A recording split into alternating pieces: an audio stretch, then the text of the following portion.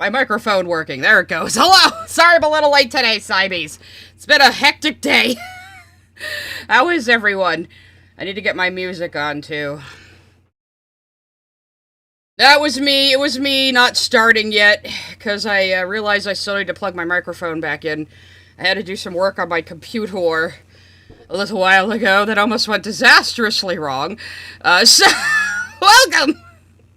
Welcome, everyone. Let me get my music started. And thank you, Giselle and Shark Jumping Walrus for the gifted subs. 20 gifted subs from Giselle. Very impressive. If you get hit with the gifted sub fairy today, you can go to Discord. You can go to Connections under Discord. You can connect to your YouTube account, and it should dump you right in my Discord server, where we mostly just shitpost and hang out and goof around and maybe talk about drama sometimes. There we go. Everything's on. Everything's on. Excellent. Okay. Whew. It wouldn't be one of my streams without technical difficulties. No, I was I was reseating my my graphics card the other day and almost ruined everything. Luckily, that came through all right. Oh, welcome, Coffee. I started an hour late today. I had to drive a family member back from knee surgery. Since I'm a streamer, I'm the bum who's available during weekdays all the time. So, oh, hang on, I just gotta close my door too.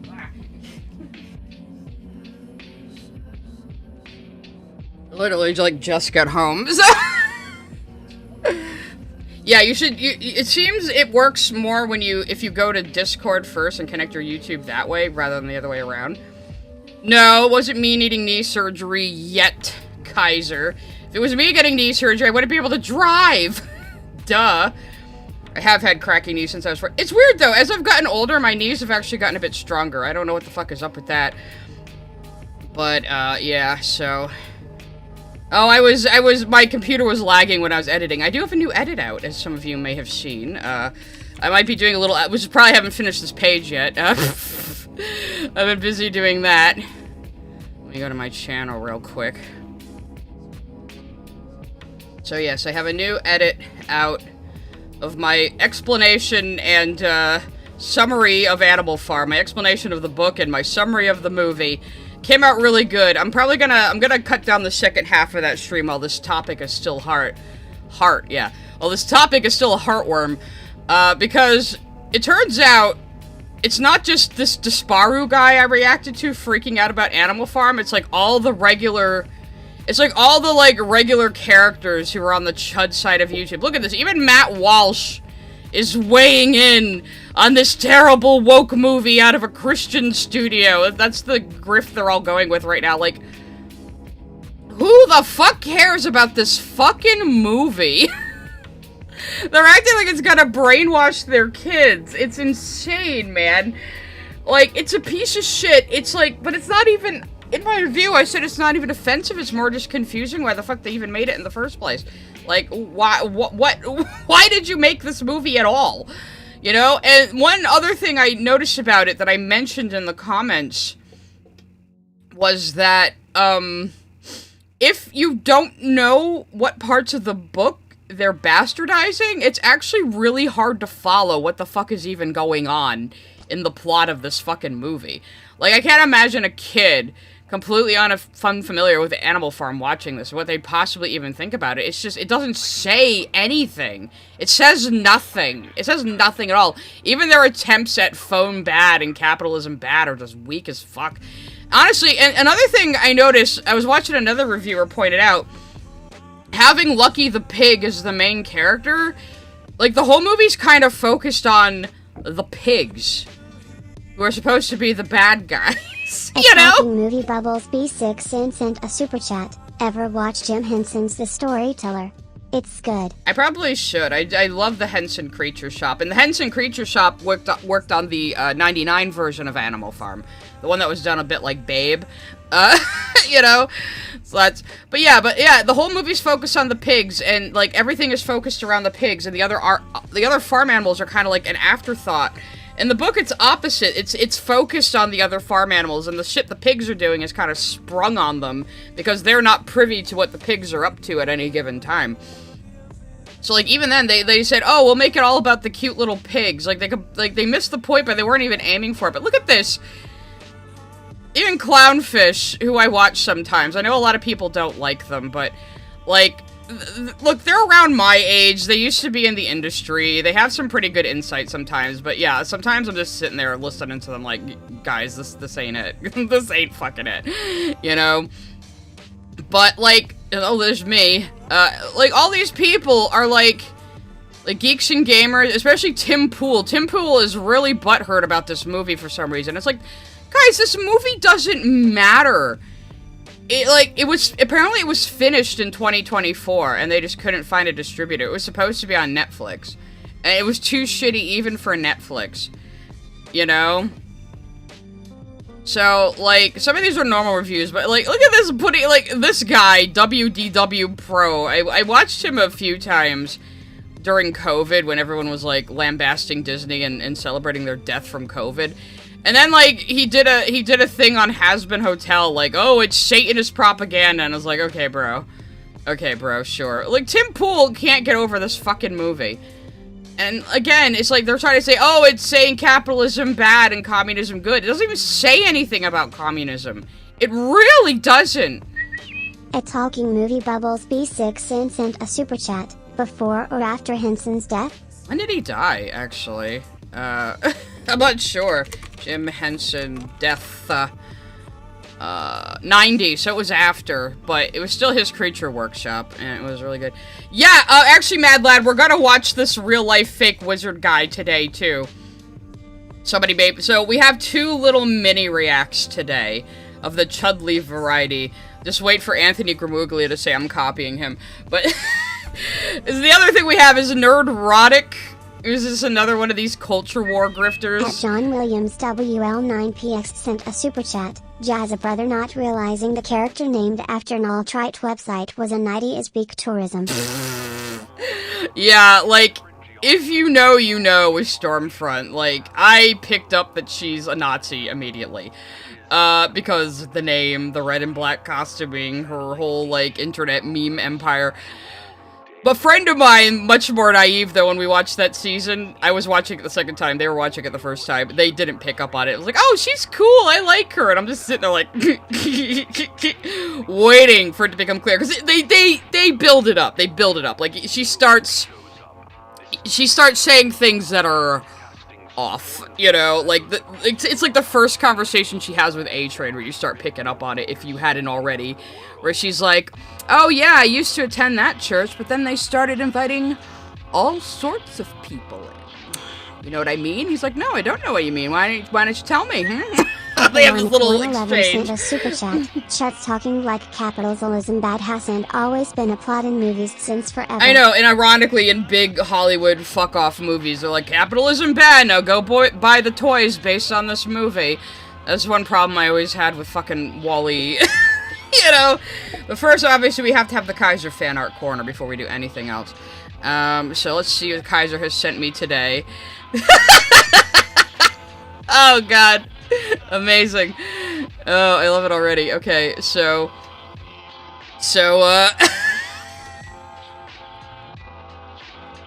let me get this up. So this is a reference to the fucking Dobson comic I read. The fucking Dobson writes a comic about young lesbians.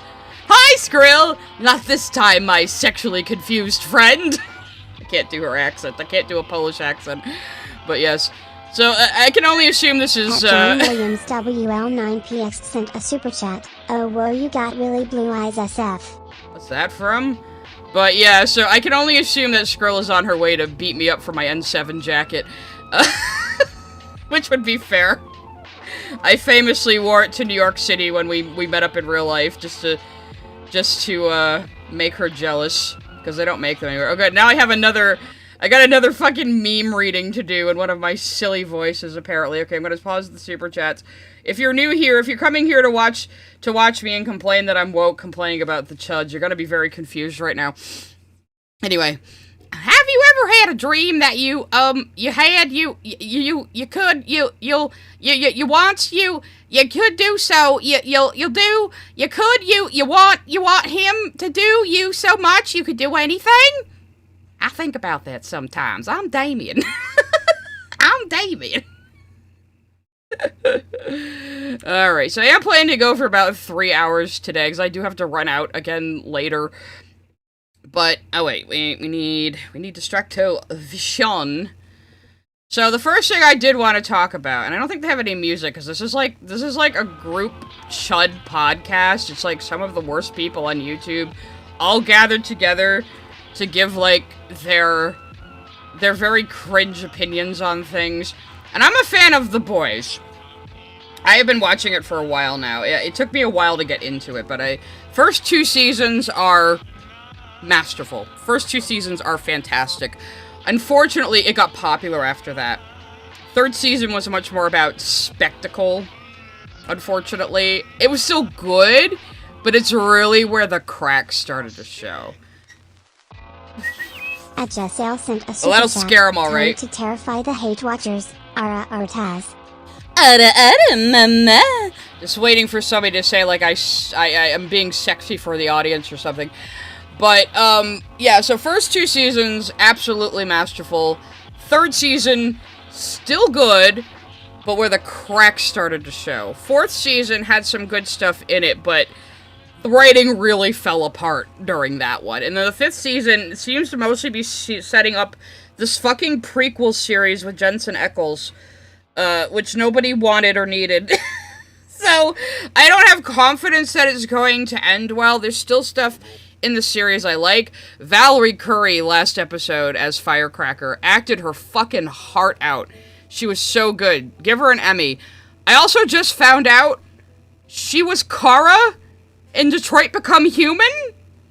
And I'm still kind of wrapping my head around that, and the cat opened my door again. Bye. So yeah, there, you guys can all have your mind blown with that too. 106 sent a super chat. Sigh, you must call chat your good little poke champs after Ara Ara. Only if you pay me to. Oh chat, you're all my good little pog chips. Yeah, now I feel bad for murdering Kara and everything. I didn't murder her last time I played. I was good. Sent a super chat. Please say notice me, senpai. Ara Ara. Notice me, senpai. Ara Ara. What senpai though? R is supposed to be like an older lady voice. I will, if I do play Detroit again, if I do stream it again, I will, I'll be good. I won't kill Kara. I won't kill Kara. Yeah, I remember you showing me the robot daughter dying of the cold, and I was freaking the fuck out. Yes, Mr. Krabs is Hank in Detroit. See, a lot of people don't realize that Clancy Brown has been a live-action actor. I swear to God they took a picture of him from Shawshank Redemption as his, like, old police photo in Detroit. It seemed like a deliberate reference to me, which was pretty funny. No, I have a big love-hate relationship with Detroit Become Human. I have an old playthrough uploaded. Well, I did. It's unlisted now, but I think it's still in my gaming playlist. But I would be willing to stream it again for my new audience, because I have a real love-hate relationship with Detroit Become Human. There's so much futurism in it I like, and I love the Hank and Connor storyline. But I think I was like, man, Valerie Curry was such a good fucking actor in The Boys. And it just lends itself to my theory that the reason why the Kara and Marcus sections of Detroit are so bland is because the actors were letting David Cage direct them. When it comes to Clancy Brown and Brian Descartes, they were constantly just ignoring him and ad-libbing and doing whatever the fuck they wanted. And so that's why their section is so much stronger, I feel. So, yeah. At Miss Jasmine 305 sent a super chat. Complete the trifecta. Oji-sama laugh POS. Alright. Yes. I saved Kara, but my black boyfriend died, so did Connor. You killed Connor?! How could you kill Connor? So, yes. I kinda, when I did stream it, I'd seen Let's Plays of it before. And I was like, I know what to do. I'm not gonna kill Connor. I ended up getting Connor killed like 2.5 times. The 3rd time didn't count because I reset, but... and my friend encouraged me to kill off Kara and Alice as soon as possible because I fucking hate their storylines so much. It's so boring. It's so boring and bullshit. And I hate the plot twist about the robot child. It's so bad. So, when I do stream that again, I will be bitching about it the entire time, but I'll also... Oh god, no. At Saucimus sent a super chat. Do a David Cage-a-thon. You know, I've never played Heavy Rain or Beyond Two Souls. The thing about Beyond Two Souls is, though, it is, like... It's not even worth playing to see how bad it is. It really isn't. I've seen a few Let's Plays of it. It's like they start 4 or 5 different plot lines and can't decide what the fucking game is gonna be about. And it just jumps along the timeline because they can't figure out how to connect any of these things.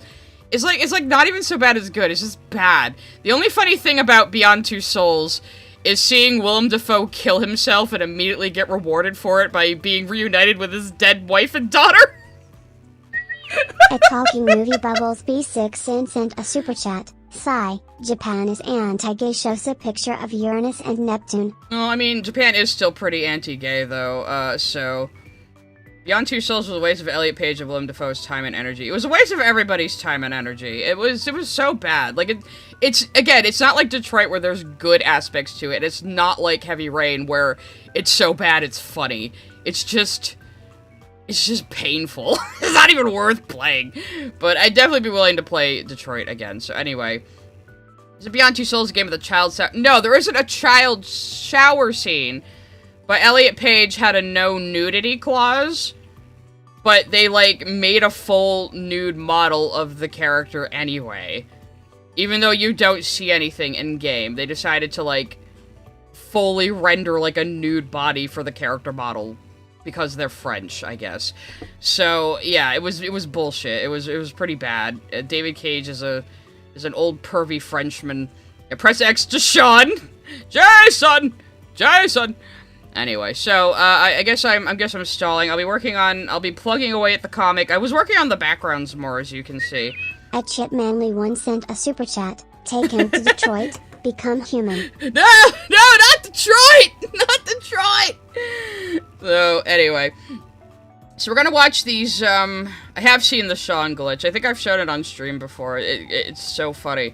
But yeah, we're gonna shit on Nerdrotic and this wizard guy today as my little mini reacts for a Wednesday stream.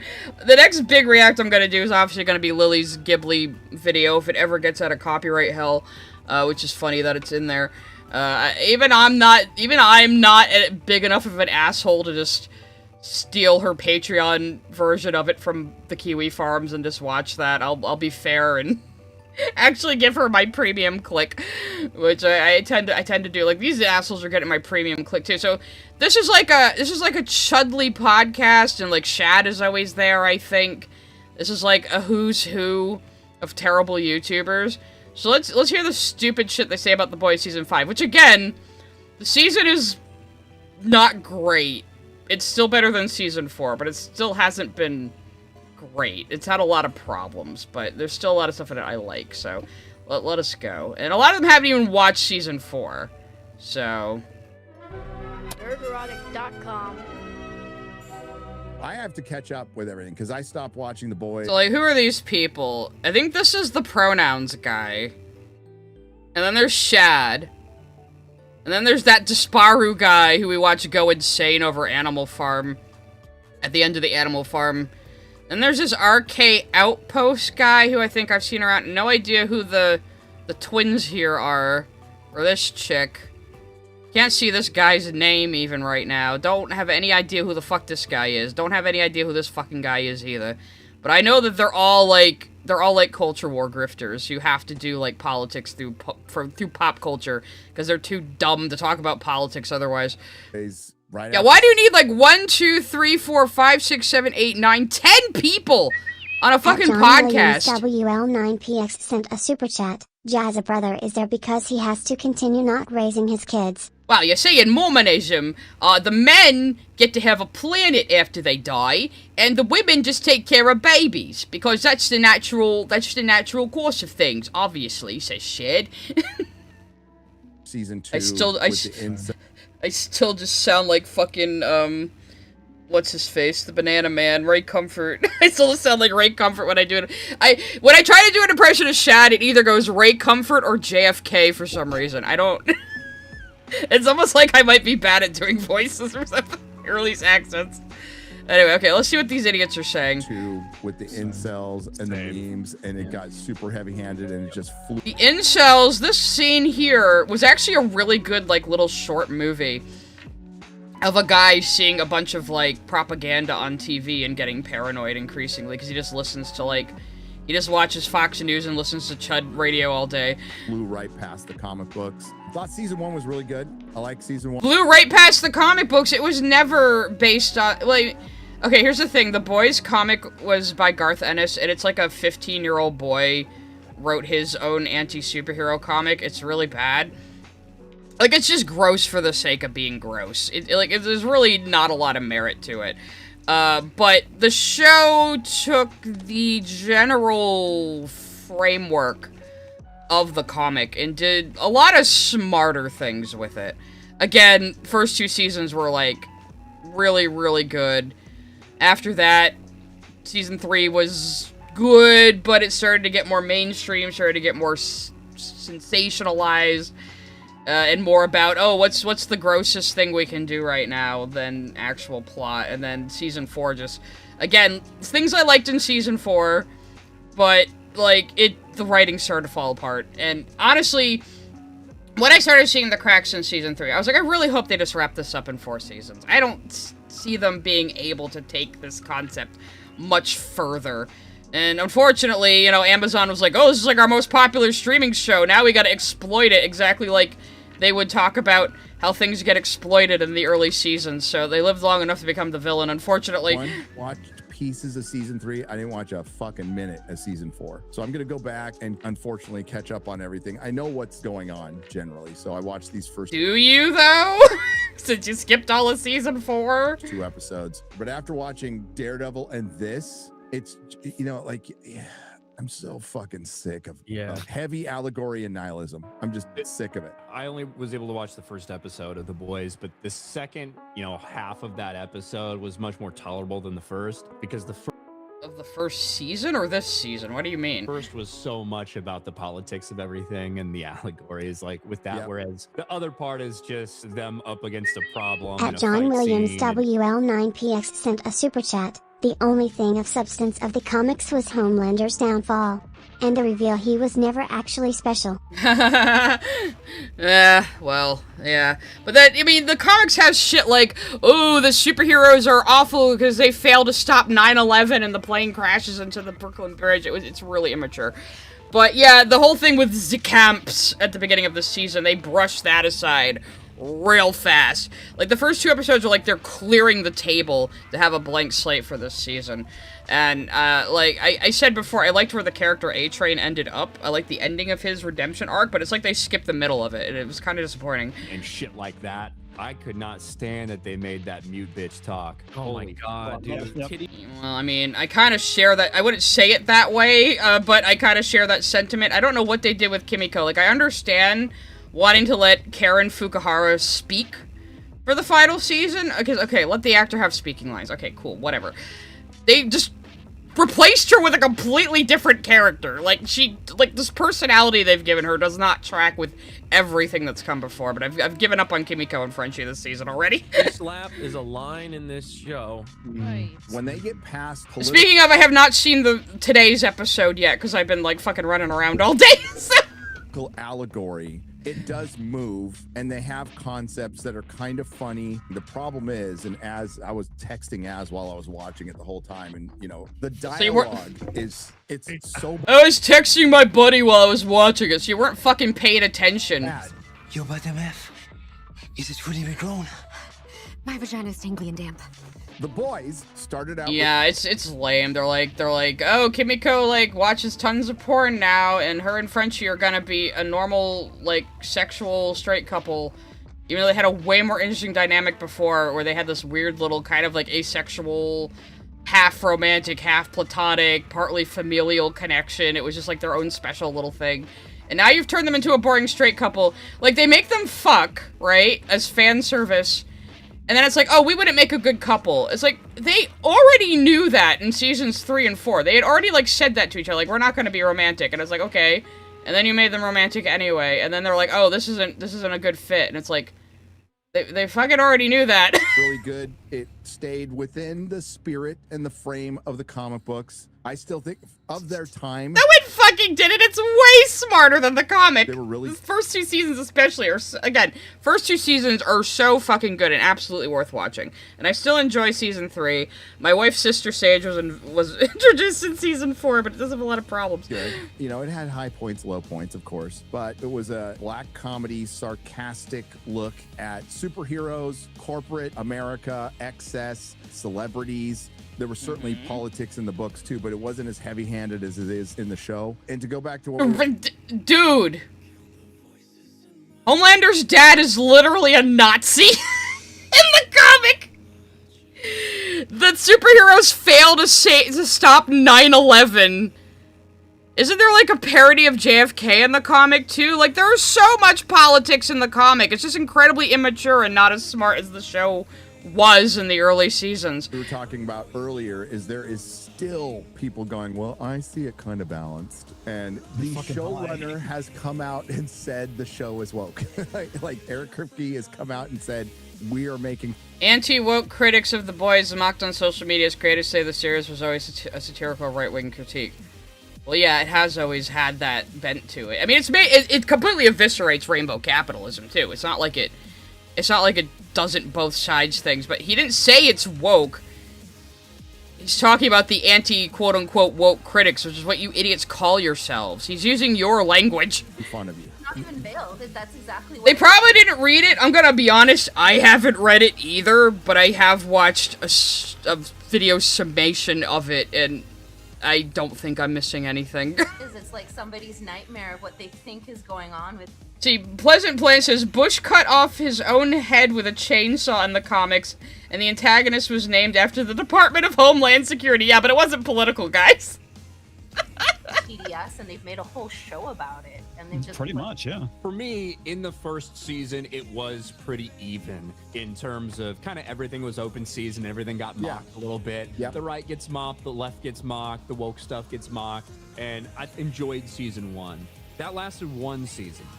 Season 2, we had this discussion 6 years ago on this channel, apparently, Gary. It's not... Oh, is it because they introduced the alt-right Nazi in season 2? Is that why you didn't like it? Not going after both sides when to one side you're holding a squirt gun, and then to the other side you have a fucking rocket launcher, right? What specifically is pissing you off about their critique here? I mean, it's so funny because, like...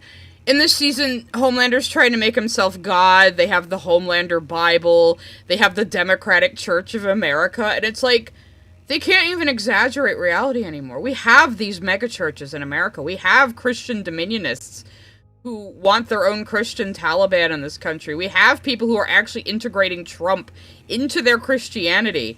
Like, this is all shit that's actually happening. This season was written 2 years ago. And, like, as it's airing... Trump uploads a fucking, like, picture of, an AI picture of himself as Jesus, and it's like, they can't even make fun of reality anymore, because, like, real life is more ridiculous than this fucking show!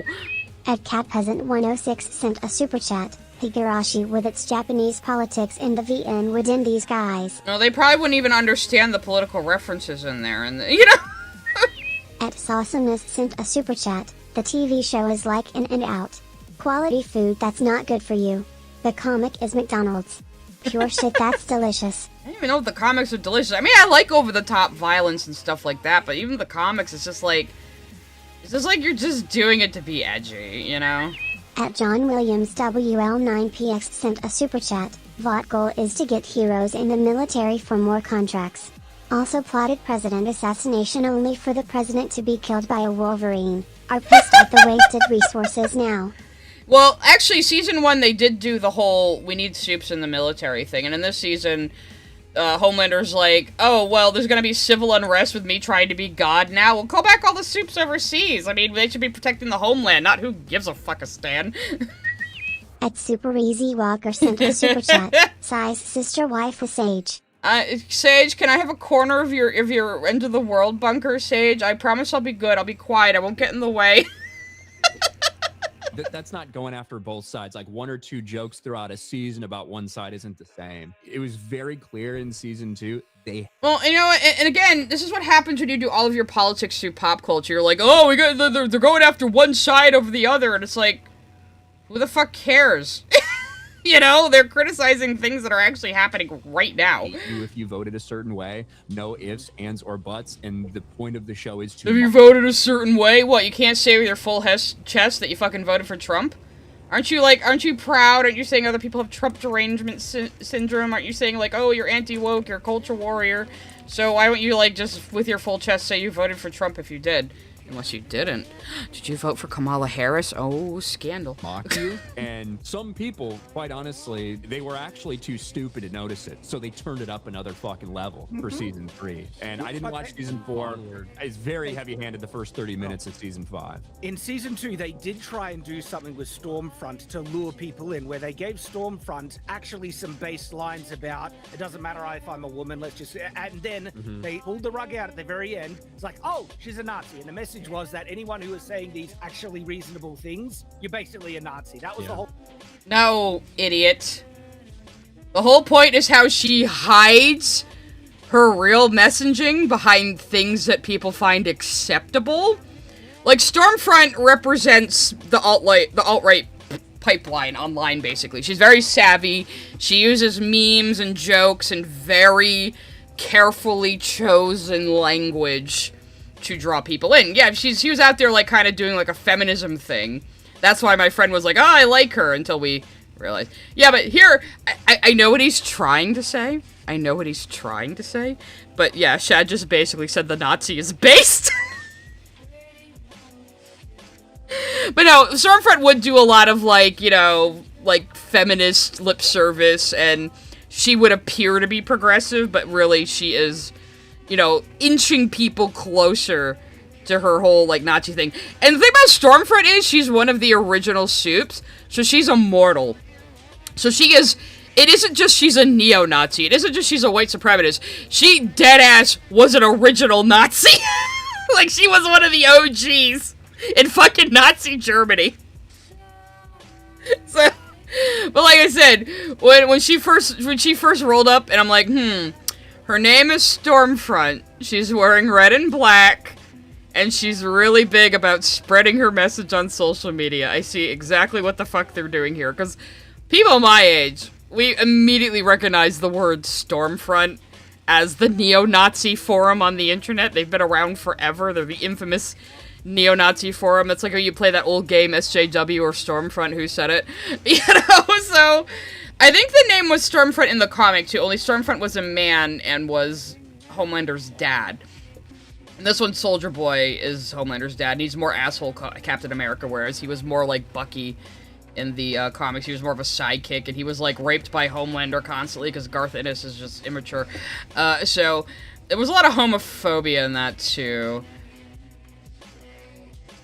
Actually, the stuff she was saying in German after she got lasered, because she got her shit fucked up, and she was, like, burned all over her body and, like, lost 2 legs and an arm. And she was laying on the ground deliriously talking in German. She's actually describing, like, a picnic she went on with her husband, like, back in the day. Like, she is completely delirious and just talking. So, she's not saying anything, like, evil in her German speak, which is actually kind of interesting. It's like the trauma of the injury was so bad, like, her brain was knocked back to an old, pleasant memory or something. At Pyro7693 sent a super chat. Comic books have always been political. Just look at Captain America's first issue. Oh, he's on the cover, punching Nazis! Well, Captain America was never this political! This must have been written in the 2000s! At Direwolf181 sent a super chat. Plus both John and Trump are pathetic whiners. Well, there you go. Trump is a pathetic whiner, and I hope he at Direwolf dies peacefully in his sleep sent soon. A super chat. Also, how desperate is Nerdrotic to join with Shad? I don't know. I don't know what Nerdrotic was known for before all this. Podcast, easy. I mean, I know I'm a streamer too, but streaming really is the easiest way to make content. I'm not gonna lie. Whole message behind Stormfront in season 2, and that was where they really played their hand. It was blatant. I was out after Girls Get It Done. It's where they really played their hand. I mean, you guys were talking about the comics, Stormfront was a character in the comics, and he was a Nazi. Like, he had a big swastika on his cape. It was not subtle. So, he's like, oh, they really showed their hand introducing this Nazi into the story. And it's like, this fucking character was in the comics. It was just a man. A Nazi. That was the whole message behind Stormfront in season 2. Turn and this that was up. where they really played their hand. It was blatant. I was out after Girls Get It Done, and then they actually did Girls Get It Done. I was like, That was the joke, retard! So, like, I might just have to show that scene because it's so good. So what happens is, I might have to explain. So in The Boys, they're real superheroes, but they also star in movies that are like, you know, that are basically propaganda for the company. So they basically star in like an MCU style movies about themselves, even though they are also real superheroes. So the whole season, they're making fun of the MCU's performative, like, girl power moments, where they constantly have the women posing going, girls get it done, and it's really bad and corny. And then it's paid off at the end of the season, where the events work out to where the 3 superpowered female main characters are curb stomping the Nazi. And Frenchie's watching them all go, girls really do get it done. And it's like, it's a payoff for a season-long joke setup. So, let's just watch that scene, because it's really good. And hopefully, I'm not gonna bother putting on my scramble.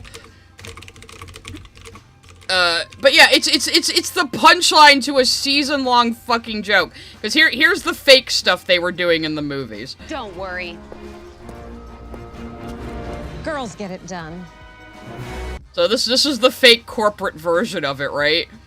And then at the end of the season, literally, the 3 of them are curb stomping the fucking Nazi bitch. So, let me just get to the fight scene. It's hilarious. Oh my god, they all look so much younger. I keep forgetting, like, this show has been going for, like, 6 fucking years. She says the truth is, she's gonna stick her boot up your Nazi kitty. Also, irony, the actor for Stormfront is Jewish. She's also very funny in this season.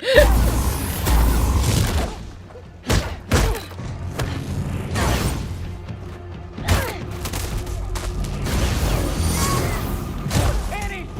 Come on, get up, Regime! Is it the current's our only chance?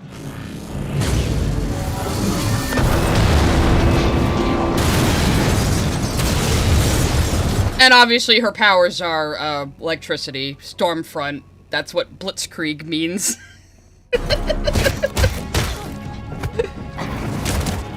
Fight scenes definitely got better in Season 2. They were pretty bad in Season 1.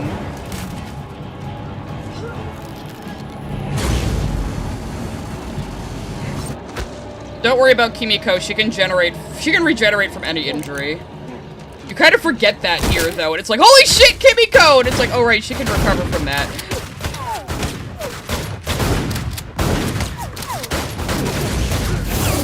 But it's funny because the plot organically gets to this point where the only people who can fight her are the 3 superheroes who all happen to be women. You know? It's great. It's so good. And again, it's a season-long joke that is paid off so well here. Kimiko's just gonna snap her own neck back into place. Hey, crowd. Here comes Maeve. This is where it really gets good.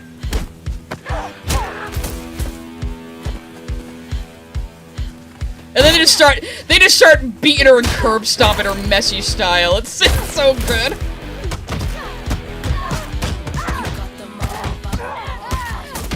I don't know where she came from. It doesn't matter. No logic. Only awesome. This is extended scene of them just beating her up sloppy style.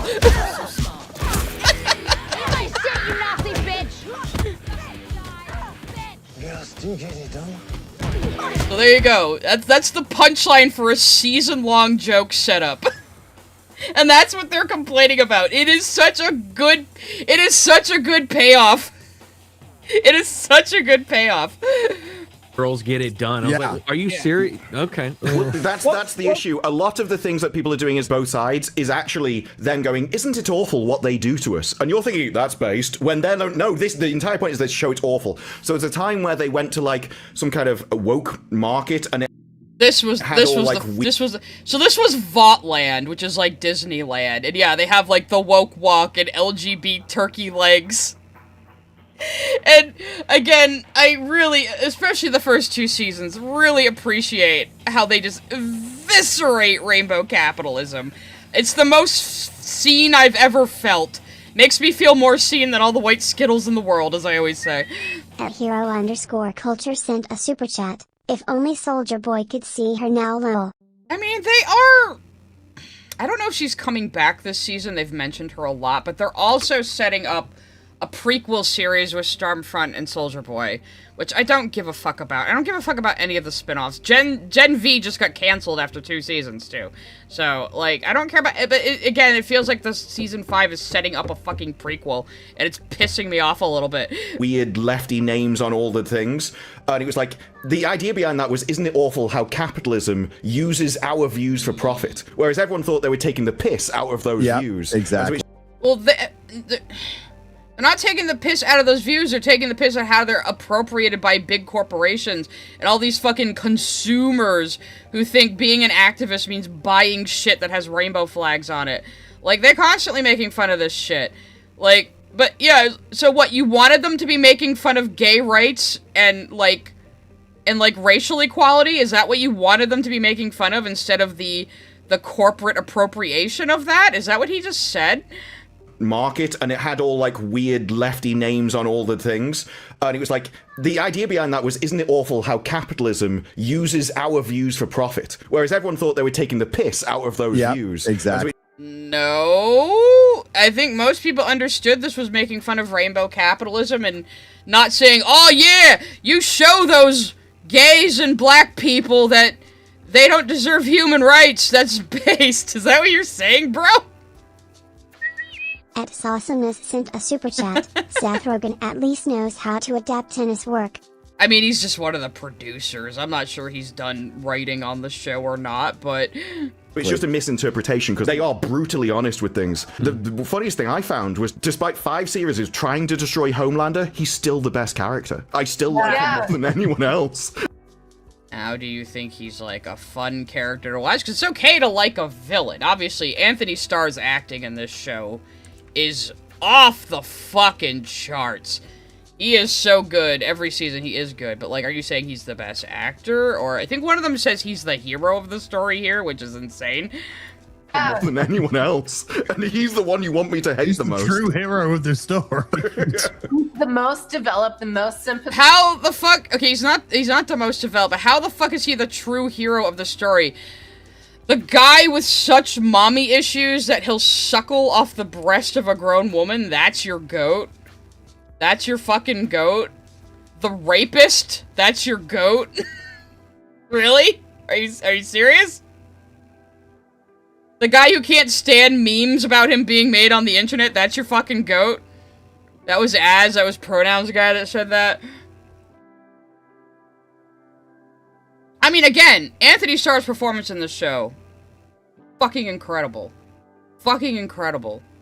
He is fun every time he's on screen, but yet you're not supposed to be rooting for him. I mean, you can enjoy a fun villain without having to go, like, but how are you one of those guys who thinks, like, Patrick Bateman and Walter White are, like, aspirational, you know? You're like a 15-year-old boy. Edits West 777 sent a super chat. Them treating SF being a Nazi as a surprise is odd because in the book SF loved Hitler so much that he's a pleasure himself to World War II documentaries. So they really haven't read the comics, even though they're saying, oh, it blew right past the comics, because, again, yeah, the comics were not fucking subtle.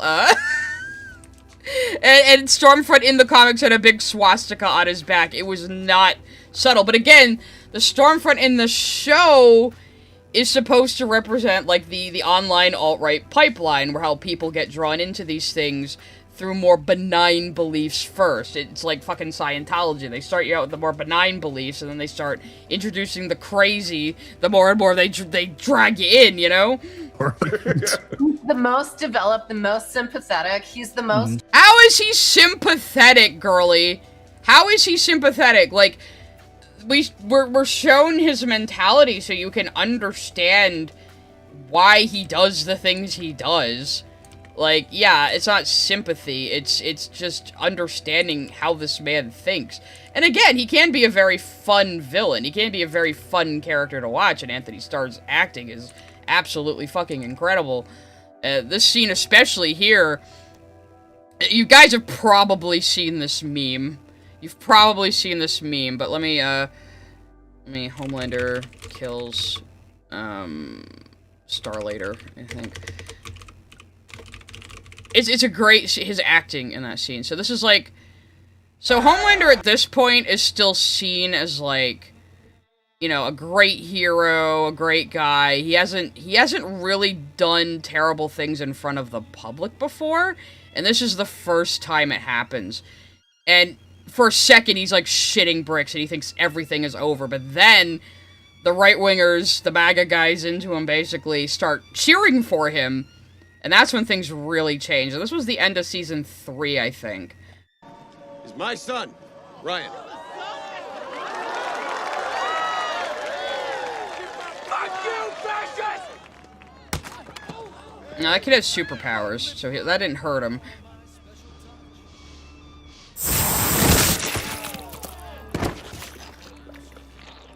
And this is an obvious reference to Trump saying he could shoot somebody in Times Square and they'd still cheer for him. His acting here, off the charts.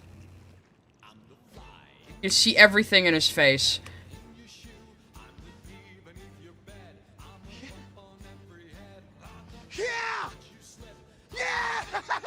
He almost can't believe it. Just look at the change in him as he realizes they're all cheering. And of course, oh, the Homelander theme. Oh, the Homelander theme. It's so good. It's like one of the best villain themes ever written. I may have used it once in a video on Lyle Convoy. It's so good. It like mirrors his mental state over the show too.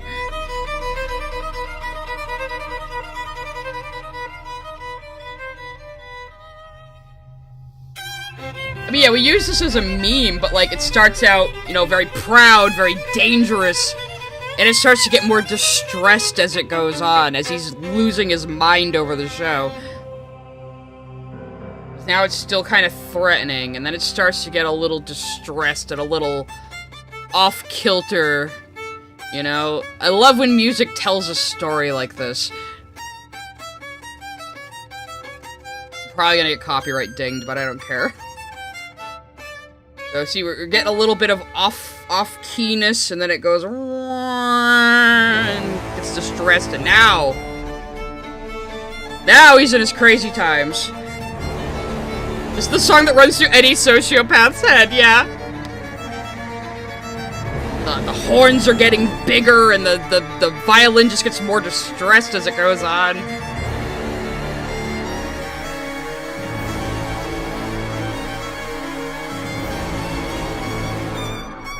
And then the very end, it's almost like standing in the aftermath of all the destruction, you know? Get that really off key. Oh, it's like one of the best villain themes ever fucking written. One of the best villain themes ever fucking written right there. Emotional range. You see him crying like every episode. You fucking feel for him. Well, shouldn't you guys be against men crying? Like, shouldn't you be like, oh, he's such a pussy because he's crying all the time? You think these guys would like Soldier Boy more? You know, everybody likes Soldier Boy. Because it's just Jensen Ackles saying, like, the most douchebag Gen Xer thing you could possibly think of. He's so good. But then, of course, Butcher is so charming. He has nothing to do, and you're like, just say cunt. Yay. Yeah, I agree. I have to agree with twin number 2 over here, thing number 2 over here, that Butcher is, like, really not doing much this season. He just kind of stands around going, oi, Billy Butcher, I can get any supplies I want. I have a hideout. Nobody can find me for some reason. I just do whatever the fuck I want. I'm Billy fucking Butcher. But I love watching Carl Urban play him, and you can tell Carl Urban just loves playing Billy.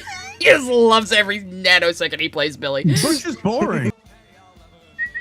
At Varish Wolf 95 sent a super chat. Who played the violin? They're really talented. I'm not sure who the violinist was for that, and I don't know much about instruments, but if that sounded like super impressive to you because you're familiar with playing violin, I wouldn't be surprised. he's so boring. He's Butcher. Just there's nothing to him. I love Carl Urban. I think he's a great actor. He's great as the part. But Butcher's just like in the first season. He's a great actor. Can't hide his accent to save his fucking life. Because like Billy is supposed to be Cockney English, but he can't hide his Kiwi accent, so he just comes out sounding Australian. And have you guys seen the fucking Mortal Kombat trailers with him as Johnny Cage trying to do an American accent? He slips so much in just that trailer.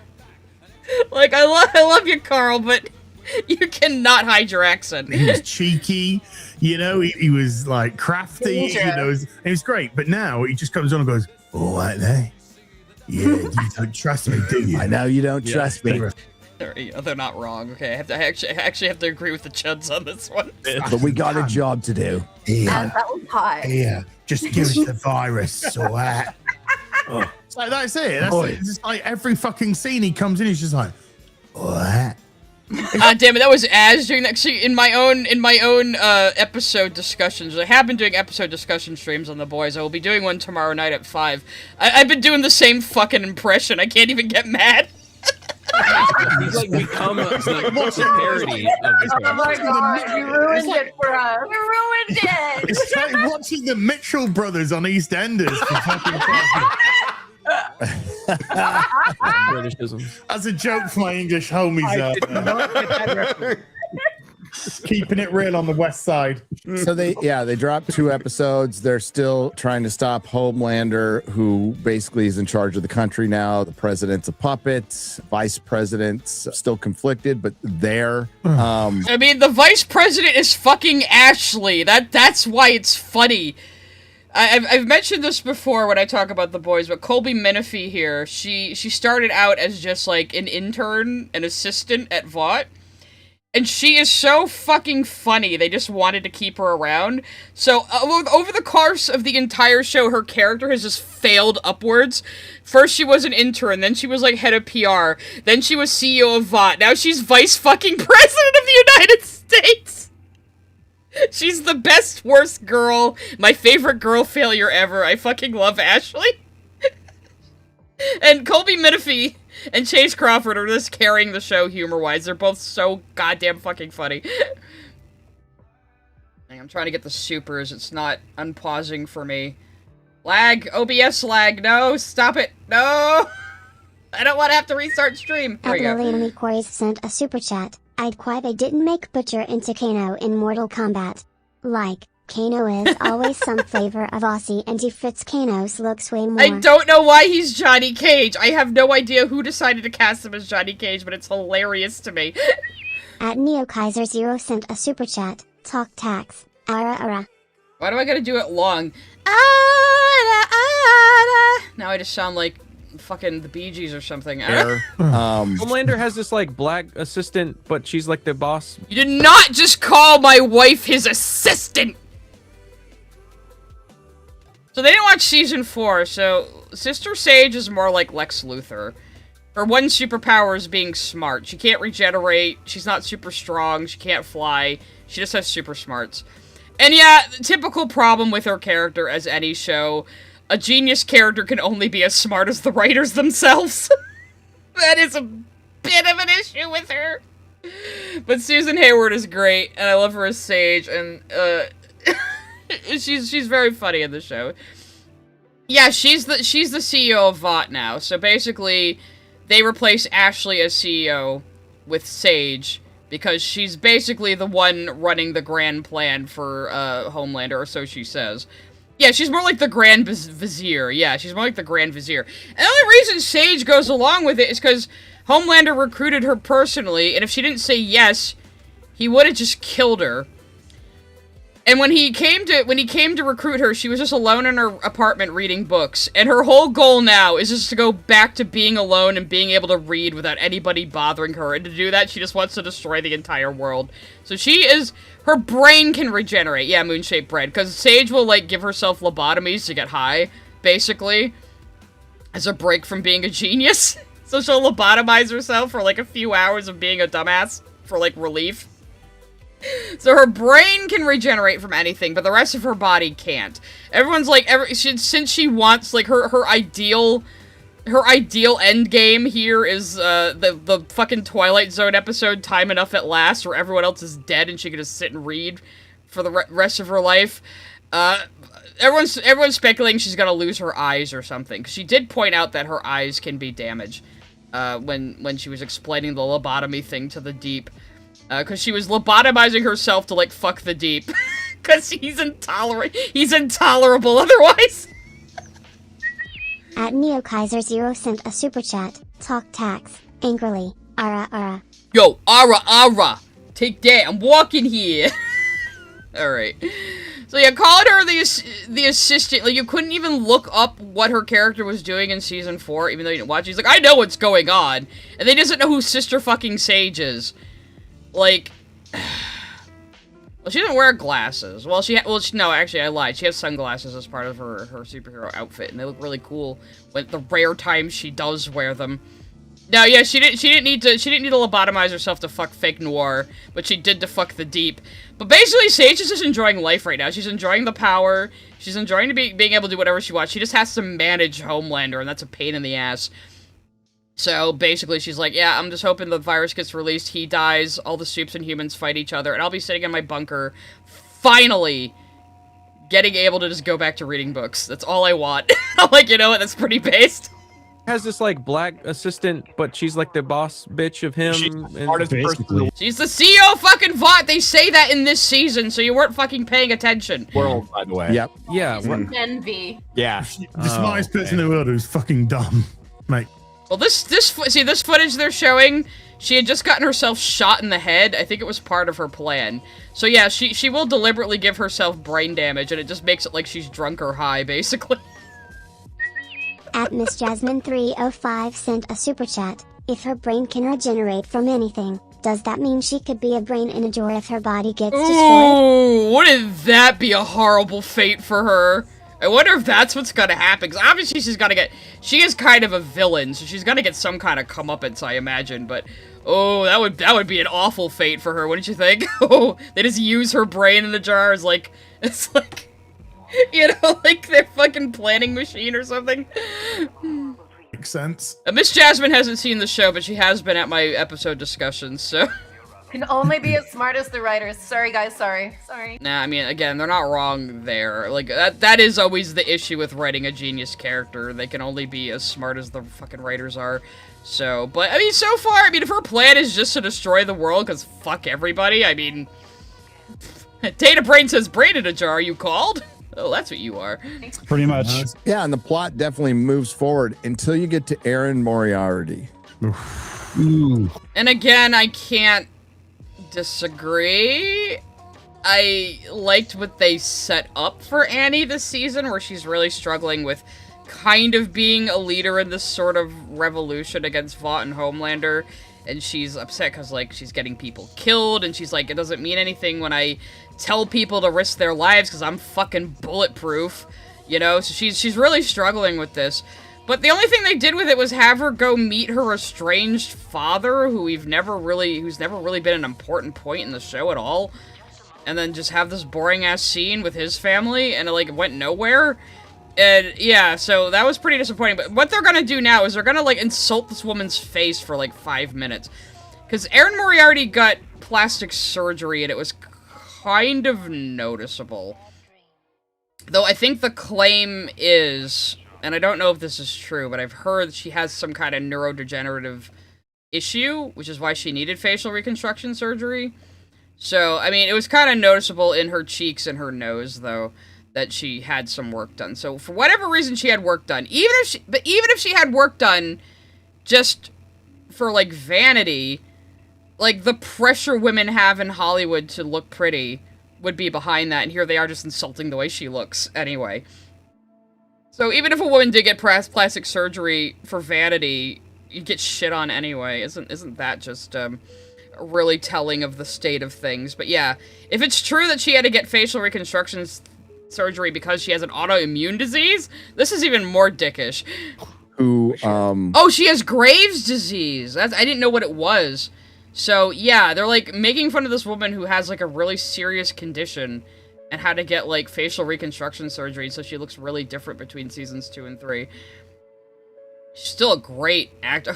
God, I can't do a Polish accent. Neo Kaiser 0 sent a super chat. Talk tax. Polish accent. Ara ara. I try German. Ara. I don't know. I don't know. But yeah, so we're gonna sit through that, I guess. I think she said she didn't have work done, just her disease. I don't know about that, John Williams. I mean, a lot of people will lie about getting work done. I mean, her cheeks do look like they have fillers in them this season, so I'm kind of like pressing X to doubt, but either way, making fun of the way she looks is terrible. Moving her face. Yeah, there you go. I'm gonna get that clip up here. Well, we also got to show like the difference in look. She's got the facial structure of Ben Grimm, the Thing, in Fantastic Four. So that's what she used. A beautiful girl. Very beautiful girl. Yeah. Well, she also looks like she's a lot more filled out here. Like, she's not as thin. Somebody losing weight is also going to make their cheeks sunken in. Like, the guy who plays Mother's Milk, like, I was noticing he had dropped a ton of weight and muscle, and his cheeks were really sunken in, and I was like, oh my god, does he have cancer or something? But it turns out he just bulked down and has been, like, changing his nutrition, and they had MM go back to, like, his classic look with the really trimmed beard and the band t-shirts and the gold and the leather jackets, and he definitely looks a lot healthier that way. So, it was also part of, like, how MM is, like, run down canonically in the show, too. Like, they were making him look really run down. But seeing an actor, like, drop a ton of weight like that is always kind of scary, you know? Knockout. And that's her now. So they pick her in, like, bad lighting with a red wig on when she's disguised as Firecracker, or a Firecracker backup dancer. So, like, they deliberately picked, like, the worst screenshot they could, of course. And taking off the wig doesn't change anything. Her cheeks are huge. Well, then why don't you show her with the blonde hair, then, and not in this, like, fucking costume? That, like, she did massive work to the upper part of her face. Her whole lip. Like, when I heard... Let's see, autoimmune diseases really mess up the fat in your body, so a lot of us get fatter in the face and neck. Don't blame her for removing some of it. Yeah. People going, I can't understand what she's saying. I'm like, they're probably being a bit hyperbolic. And yeah, you are. There's nothing wrong with her acting this season. It's just the storylines they're giving her that are very lackluster. Then I watched it, and she sounds drunk. Yeah, I heard somebody said she has an autoimmune disease, and that's why. So they even know. They even know that, and they're still, like, making fun of this woman's face for something she can't control. Okay, that's cool, guys. She had to get, facial, like, reconstructive surgery? Apparently she didn't get facial surgery, according to some people. Again, her cheeks look a little oddly shaped. She might have gotten some work done, but, again, like, that's nothing to, like, berate her for. How does that help with... I don't know. She follows today's modern beauty trends because of a disease? A lot of her lines as well seem to... She doesn't look like any of these motherfuckers. She doesn't look like any of these people you're showing. Like, no lip fillers or anything. That's season 2, I think, actually. So, like... Yeah, she doesn't look like any of these people. You guys are weird. There's a few lines where, like, you've clearly... And, like, why do you care so much about this? This afterwards, and it's still like this. I'm wondering if she's had, like, Botox around her mouth and... No, notice how they haven't, like, played any of her dialogue while they're trying to say she's all mush mouth, because she isn't. So she couldn't actually talk properly, and so they waited for it to wear off a bit. And so very unfortunate. Unfortunate that she's got an autoimmune disease. I do not know how plastic surgery fixes that. Yeah. That is. Well, maybe you should look up these things before you open your fat fucking mouth then, huh? I'm not a doctor, I don't know. We just wanted to make fun of woman. Is that even her? I don't think that's even her. Yes, no. I don't even need to be a doctor. I can be kicked out of 3 high schools and go, I don't think plastic surgery is going to help you with your autoimmune disease. Yeah. I couldn't remember all the clips and I didn't have a ton of time. So Look at her in motion, though. They obviously picked the worst screenshot because there's heavy shadows on the side of her face in this shot because they're backstage. But when you see her in motion, she looks fine. autoimmune disease. Yeah. I couldn't remember all the clips and I didn't have a So yeah, they just picked, like, she looks fine! So they just picked the worst screenshot they could where there were dark shadows on either side of her face because of the lighting in the scene. time. So like, notice they're not showing many other scenes of her. Got one that kind of gives you the picture. But when I heard people talking about it, I'm like, nah. And then I watched the show and I shot back to Az. I'm like, holy fuck, you can't understand what And then we're showing a picture of your ugly fucking face. So this is what this guy looks like. And you have the audacity to talk about this woman's fucking face. Shave that fucking pube beard. You probably get breadcrumbs stuck in there all day. Insane. No, I mean, I've been at Epcot mostly. I'll put it on the side so you can try and read. That's how she's always talked. That is literally how she's always talked, especially when she's being sarcastic. Why, who can't understand? No, I mean, I've been at Epcot mostly. I've been at Epcot. I've been at Epcot mostly. Maybe you're just getting old and all the fat in your ears is making it hard to hear. But, I mean, hey, if you're gonna make fun of somebody else's appearance, you're fair fucking game, buddy. Why do you bring it up? Oh, wow. So yeah, she can't, like, really... That was season 3. I'm pretty sure that was season 3 looking at the set. This was their apartment in season 3. So you're not even talking about season 5. Anymore. When she smiles, it goes sideways. They've been going on about Erin Moriarty for like 3 minutes. No, more than that. Jesus. Ways it doesn't go up. And that's all from the plastic surgery. I don't know what women are doing to themselves there. And they... Oh, wow. Women have really, really high beauty standards and are expected to look like we're fucking 25 for our entire lives. And a lot of women give in to that pressure and get plastic surgery. And what happens? All these fucking slovenly douchebags still mock their appearance. For one, they're all starting to look the same, right? They're all starting to look like... They're all starting to look the same, says generic white man in a baseball cap, number 35. You know? All these fucking chud guys all look the fucking same. You're not allowed to age. They're all the board. You're not allowed to age, says one of the blonde women trying to look 10 years younger than she is. They're all following Rao Paul's, like, makeup advice. It's really strange. Everyone looks like... Oh, it's Instagram. You say Rao Paul? There was a filter went on Instagram and everyone is now trying to model that same filter, which is modeled on Rao Paul's Drag Race. It's very strange. Oh, it's Desparu. It's Desparu talking. The balding man who never leaves this room, who has 10 fucking Funko Pops behind him. You know, this is what's keeping your virginity intact there, buddy. Like, damn men and their beauty standards on women. What's wrong? And then look, the two of them are like, wait a minute, we're catching strays here. Well, she has this fire engine fucking red lipstick on. What is these two deal? Are they like twin sisters or something? They're talking about all women looking the same, and you have these two bitches here. Like, look around, guys. This is what every conservative woman looks like. They all have bottle blonde hair. They have their eyebrows sculpted the exact same way. Like, dude, the call is coming from inside the house. With having the same face as someone else.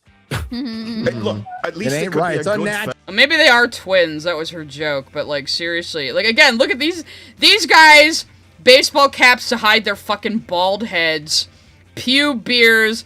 Just wearing a fucking old t-shirt. These two actually had a doll up for the podcast because that's what it's expected of women. A KP-ass lipstick right there. Look, at least It ain't right. It's unnatural, okay? Off-putting. Who's Rao Paul? That fucking laugh was unnatural. Oh, somebody called it the Rao Paul thing. Yeah, Raoul Paul. Oh, it turns out one of our guys is fucking retarded. Did Shad go BRB? Where did Shad go? Drag race. Shad. And again, this girl down here, she has to have her hair coiffed. She has to have her tits out. Meanwhile, all these guys can just wear the same fucking black t-shirt or hoodie and have a beanie or a baseball cap on their head to hide their fucking baldness. At least this guy, at least Pronouns guy owns it. that he's fucking bald at like 32. You know? Yeah, it's unnatural that she's like, like she's never had a genuine laugh in her life. So Shad heard all this talk about beauty standards and just sheepishly turned off his camera, I guess. That's pronouncing correctly. I would watch Ron Paul's Drag Race. Rand Paul. Yeah. Okay, that's kind of a funny image, I'm not gonna lie. What about Aaron Paul's Drag Race? How would that go down? He'd take responsibility. I'll take responsibility. Sorry, I've got fucking butcher again. They should have added him in now. So Shad came back now that they're done talking about beauty standards. Maybe they should have added him in. He's like, oh, they're not talking about people's ugly faces anymore. I can come back on screen. He's feeling a little self-conscious. At John Williams WL9PX sent a super chat. Hey nerd, stop bringing up women's look. We all know what your wife looks like. Now, don't fire shots at his innocent wife who didn't fucking do anything. Unless she's also a right-wing chud, then fuck her. But At VenomWifey7S sent a super chat, where you put your link to Discord servers. I don't. If you become a channel member, you can connect Discord and YouTube together, and it should add you to the Discord. I used to put out links in members-only posts for people who are having trouble, but those links would get spread around, so I don't do that anymore. So unfortunately, the only way to really get in is to become a channel member and to go to Discord, connect your YouTube account to your Discord, and if you're a channel member, it should add you, and then I don't kick out people automatically if they're not members anymore. Once you're in the Discord, you're in, unless you do something that gets you banned. But yeah, Shad fighting windmills on the animal farm. He'd be one of the pigs, that's for sure. No. So with this series, I have to disagree with you, because Az said, I like Daredevil better At than The Lillian Boys, and I'm going to go, sent a no, super I chat. actually think... To be fair, for the past 15 years they thought Diana Paquin and Aaron Moriarty were the same person, but today, Googling, I found out they are different PPL. I'm gonna be honest, I don't think I've seen Aaron Moriarty in anything but The Boys. If I have, I don't remember, but... I think Daredevil was better than The Boys. I like the canteen scene at the beginning of episode 4 in Daredevil. I haven't and the seen Boys Daredevil, made me I want can't comment. The Boys is all over the definitely TV. ramping up towards the end, and they kill a character. The one thing I did like was Rock Hard. So Rock Hard is like the thing if he ate too much and became... The thing I like the most in the show is the rock guy who is stuck to the floor because he jizzes lava. That's the part I like. Okay. Don't like all the politics. I just like the guy who jizzes lava and is fused to the floor because of it. That's super good, bro. That's super good. Like, this whole scene just felt like performative shock value. Like, you guys aren't gonna top the penis explosion in the beginning of Season 3. I'm sorry. Hard is like the thing if he ate too much and became morbidly obese and he can't even fucking move his body. And so had they a porn used him as a addiction. test subject for the virus. And I don't know how he masturbates, but he gets off on lava. volcanoes and he shoots lava, like he ejaculates lava. So, like, the thing closest to the immaturity of the comics this season is your favorite thing. That's very telling. Something like that. That part was pretty funny. So the thing was, when The Boys came out as a comic in the early 2010, like whenever it came out as a 2006. Wildstorm comic, which is DC, which they canceled it immediately because it was way too spicy, and they were allowed to shop it to Dynamite after that. Which really propelled its popularity. Something getting canceled really can help a book. But it was I never fucking heard of it before the show, to be honest. supposed to be this extreme look at superheroes, kind of taking... Hang on, let's go back. The comics weren't about politics, though. The comics weren't political at all, guys. Not at all. Not at all. At VenomWifey7S sent a super chat. How do I link up my channel to her Discord? Well, thank you for another super chat. Like I just said, just go to Discord, go to your Discord app or whatever, your account, and just go to connections in the settings and connect your YouTube account to it, and that should do it. But yeah, the comics totally weren't political, guys. Never, ever, ever. Extreme look at superheroes, kind of taking Watchmen. And that's the other thing. The guys took V all the time in the comics. They constantly had superpowers. And that was like the cool thing about the first 2 seasons, where it was like normal people trying to figure out how to kill superheroes. That was the most fun about Season 1 especially. Can help a book. but it was supposed to be this extreme look at superheroes, kind of taking Watchmen and making it a black comedy and No, it's just Garth Ennis hates superheroes. Garth Ennis fucking hates superhero comics. He hates that cape shit are the only comics that are allowed to, like, exist in the United States in the mainstream, basically. He fucking hates it. And I share that sentiment.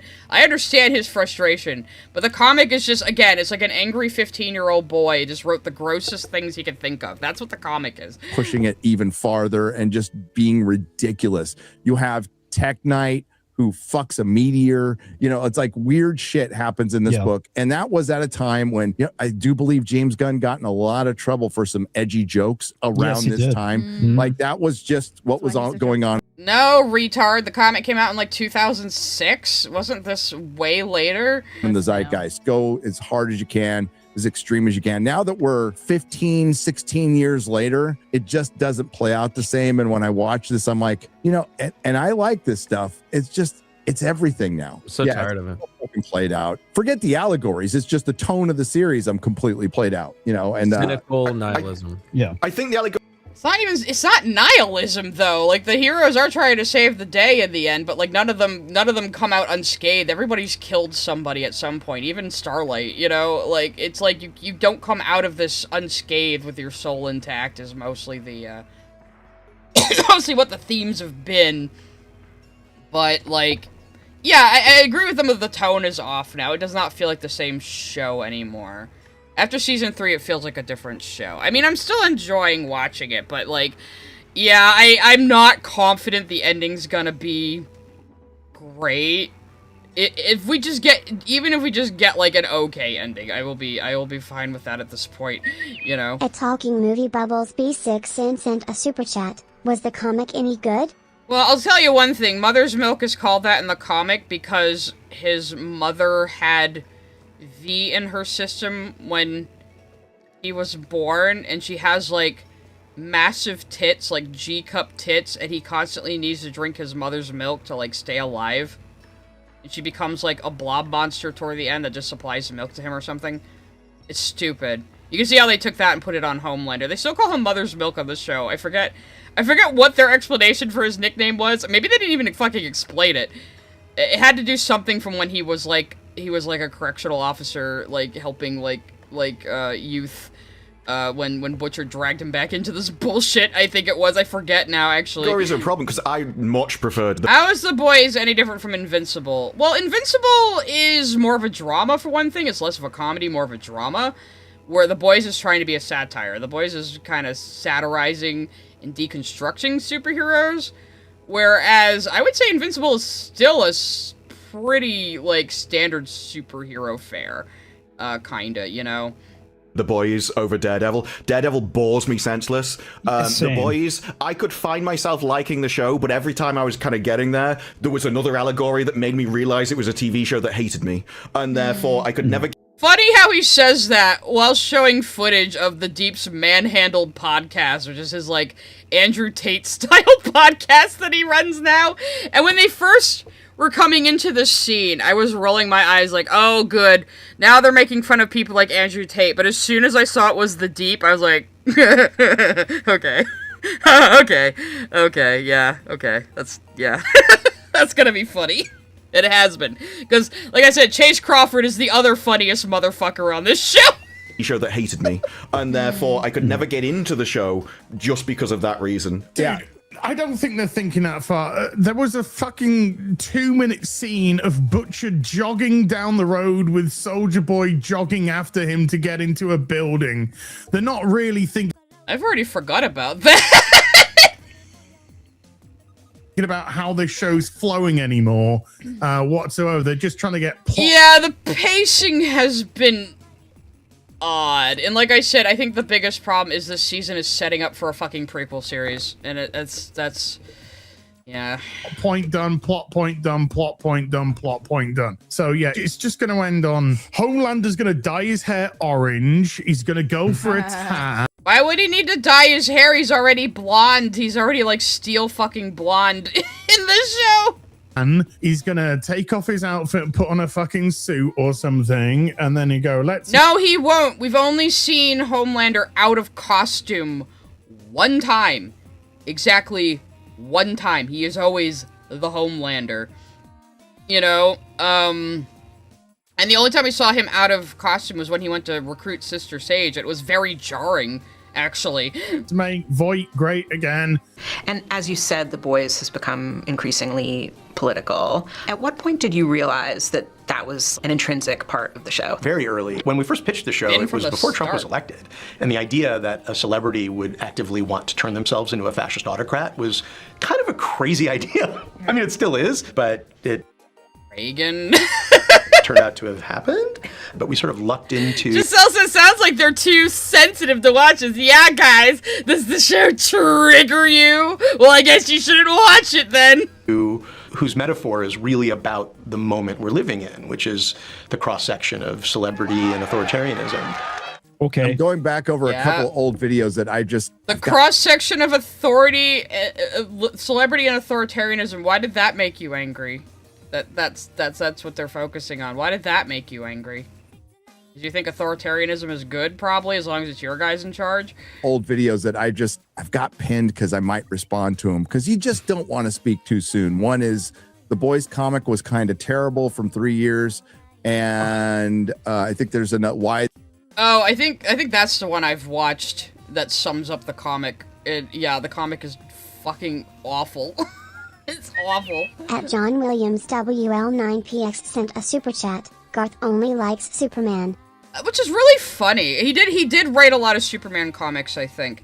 So it's funny that, but Superman was like the most purest superhero. So it's funny that there's a guy who hates superheroes so much that he wrote this like gross, immature comic, loves like the purest, like platonic archetype of a superhero, you know? At Sadistic Nils sent a super chat, unrelated, but wanted to say thank you. Your last stream got me to buy 1984 and Animal Farm. Hey, I do. If you liked the plot of Animal Farm, I do highly, highly, highly recommend reading 1984, because that was the thing that struck me the most. I hadn't read Animal Farm before this fucking movie came out. The trailer pissed me off so much I decided to finally read it, and it really is like Orwell's first, like, attempt at what 1984 would become. So that's... Animal Farm's like a mini 1984. And then he expanded on those ideas in the next book. But I do highly recommend reading 1984 if you liked Animal Farm, the book. At Lollipop7702 sent a super chat. Add game releases into the Discord chat. Our attacks. How many of them have I done this time? Jesus. But yeah, that is a good video, the Pointless Hub video on the comics. That's a good summation of them. I read up on them too. I had a few different sources, but that was a pretty good, like, funny summary of it. Terrible from 3 years. And yeah, I also watched the 1954 Animal Farm before I went to see the movie. I reread the book the night before, and I think that same day I had also watched the 1954 version. I think there's why the TV adaptation. Like the 54 version of Animal Farm is pretty close to the book, though they combine a few things. Like they combine one of the attacks of the humans into just like the first scuffle, and they change a couple of things. They make it that Jones is the one who blows up the windmill and kind of kills himself doing it, you know. But they change, but it's in the spirit of it still. The 99 version really adds a lot of stuff, but it's still a good movie. And then the new one is just terrible. Go watch my video on it. At NeoKaiser0 sent a super chat. Talk tax. Heavy sigh. Ara ara. Ara ara. There you go. There you go.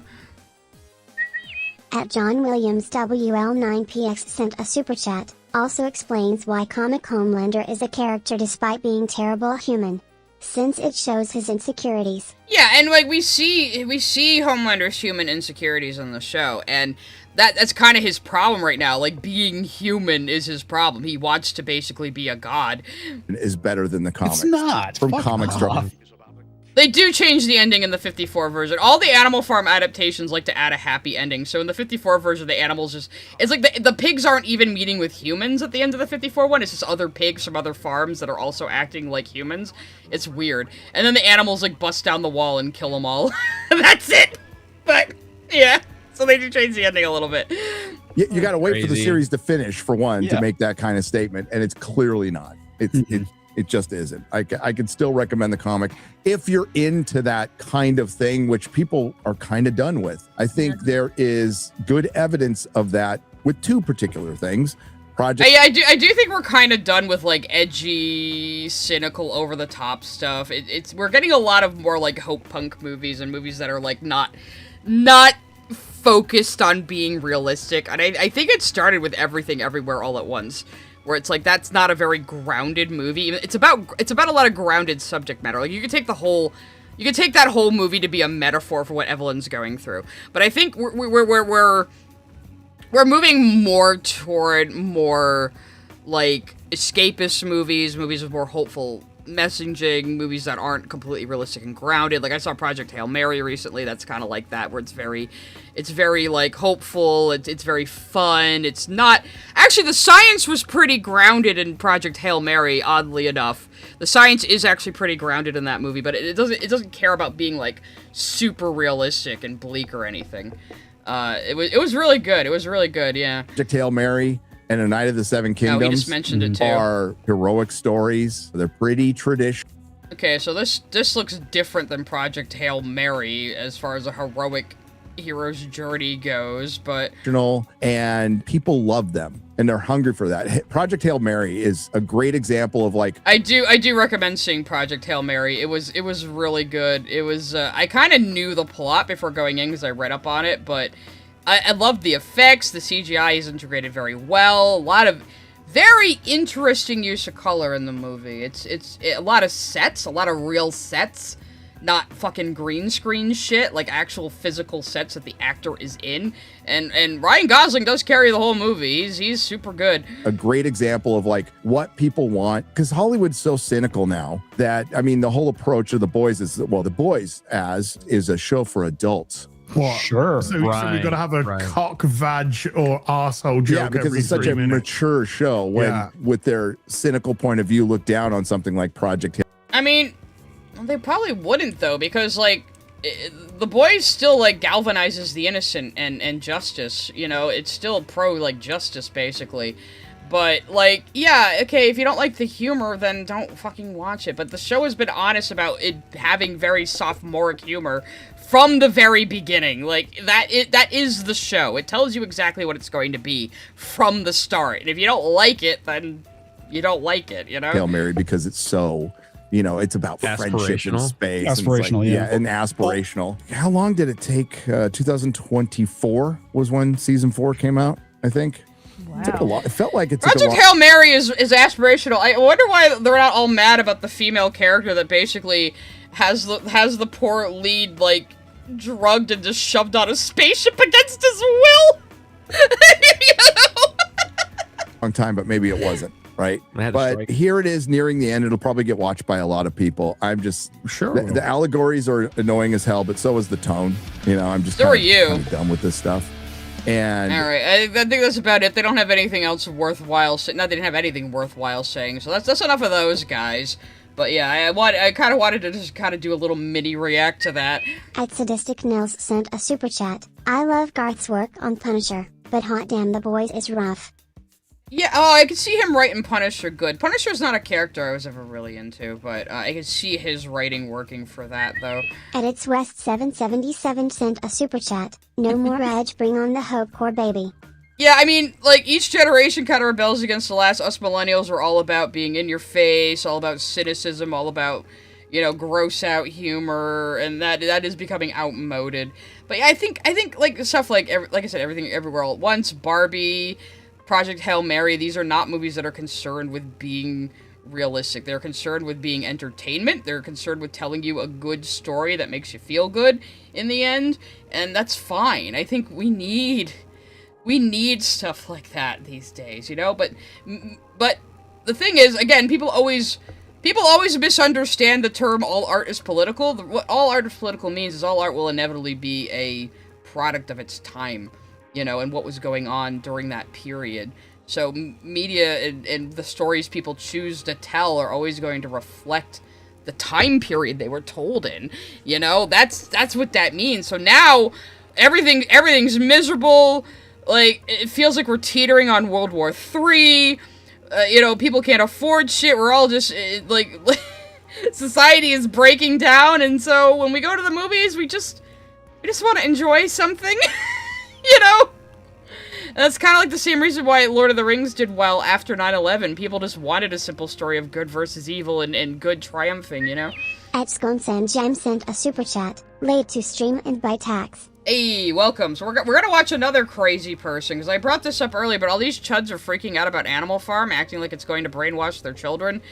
We might peek in on a few of these. I think that RK guy also did one that was just in that stream. As I keep seeing them pop up because I've been watching other people's reviews. And there's mine again. You should watch mine. It's the best one.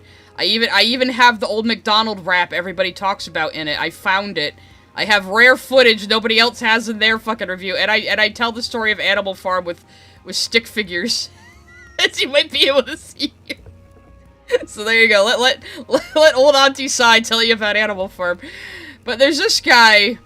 This was suggested to me on the Discord today, and I do have a suggestions area, but At Lollipop7702 sent a super chat. Sai, you gave me your tech issues. Stream crashed. Well, the show must go on, so I had to give it to somebody. So this guy is called Real Life Fake Wizard. I thought his name was funny, and I think I, like, watched half of one of his videos before I realized he was, like, one of these crazy people who does, like, their politics through pop culture. I haven't watched this one yet. I might put him on 1.25 speed. We might not even watch the whole thing. But yeah, apparently this is really like cringy, and he's saying Angel Studios manipulates Christians. What is this? Jesus fucking Christ. What is this description? Angel Studios discovered something most media companies never figure out. They discovered that the American Christian audience, an audience with deep pockets, a long history of charitable giving, and a cultural disposition towards supporting work that aligns with their values, was prepared to fund a media company at a scale no traditional Hollywood studio has ever attempted to access. Dude, they're Mormons. Even though they're Christians, think the Mormons are weird. Like, I've seen people call them Christian. I've seen people call them Catholic. They're LDS. They're in fucking Utah. They're Mormons. Are they hiding that they're Mormons now? Because Mormons do hide that they're Mormons. They don't like to be called Mormons anymore. They want to be called LDS. It's like how the Jehovah's Witnesses just have like jw.com, you know?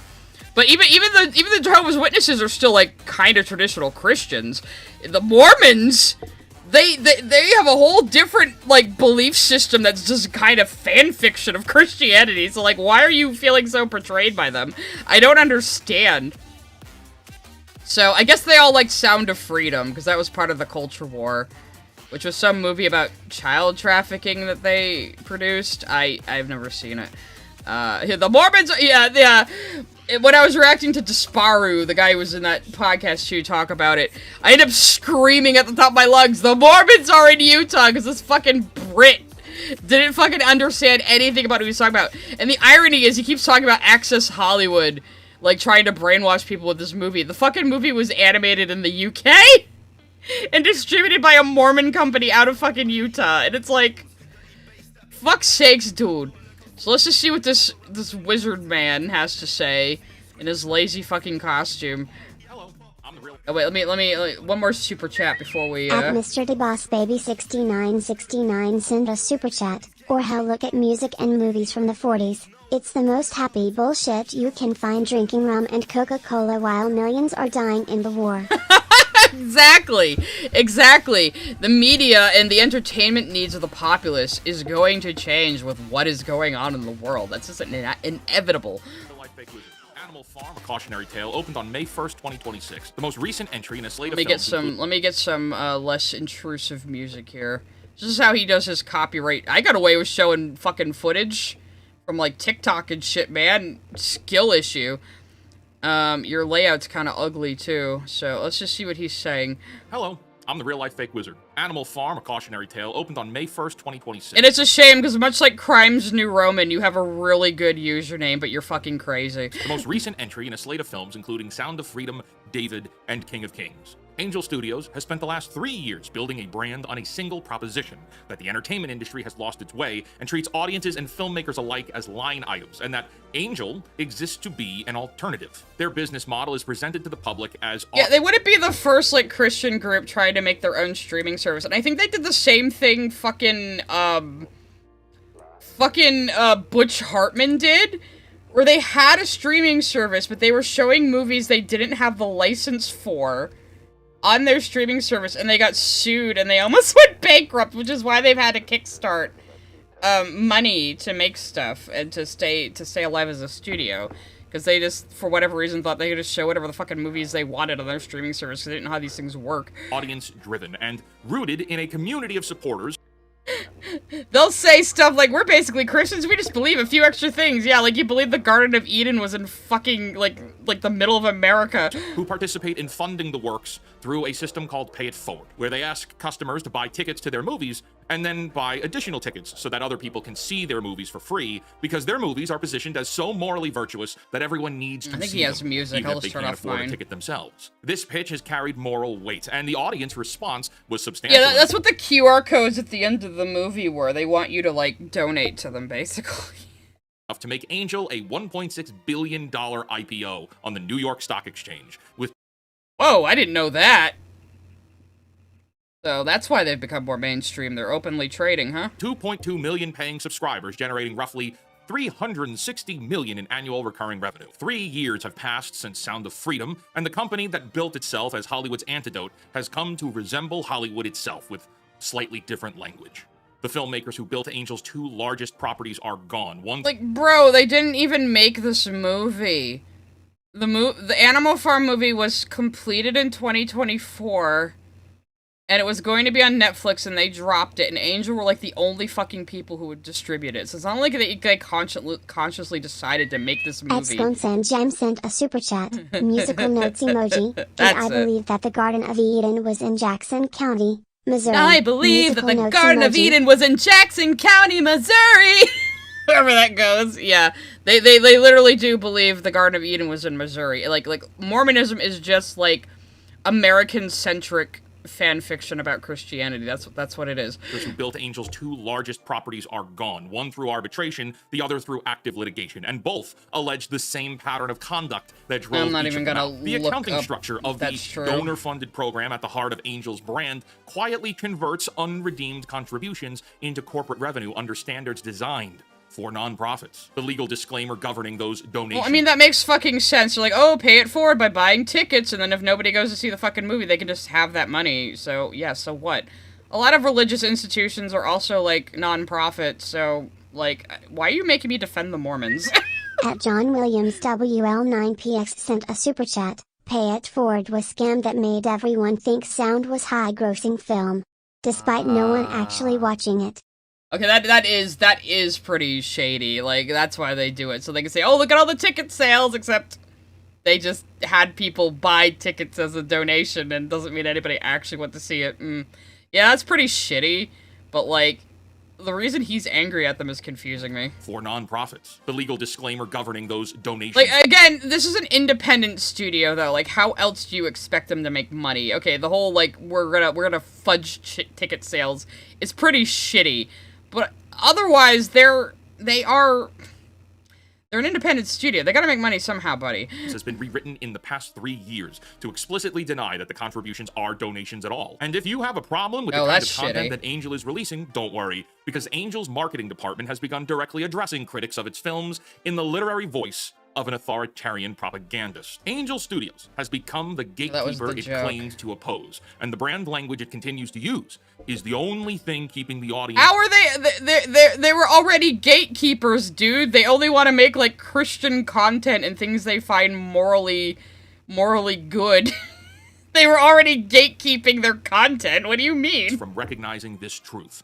Angel Studios is the Hollywood machine it promised its customers it was built to fight. I don't think so.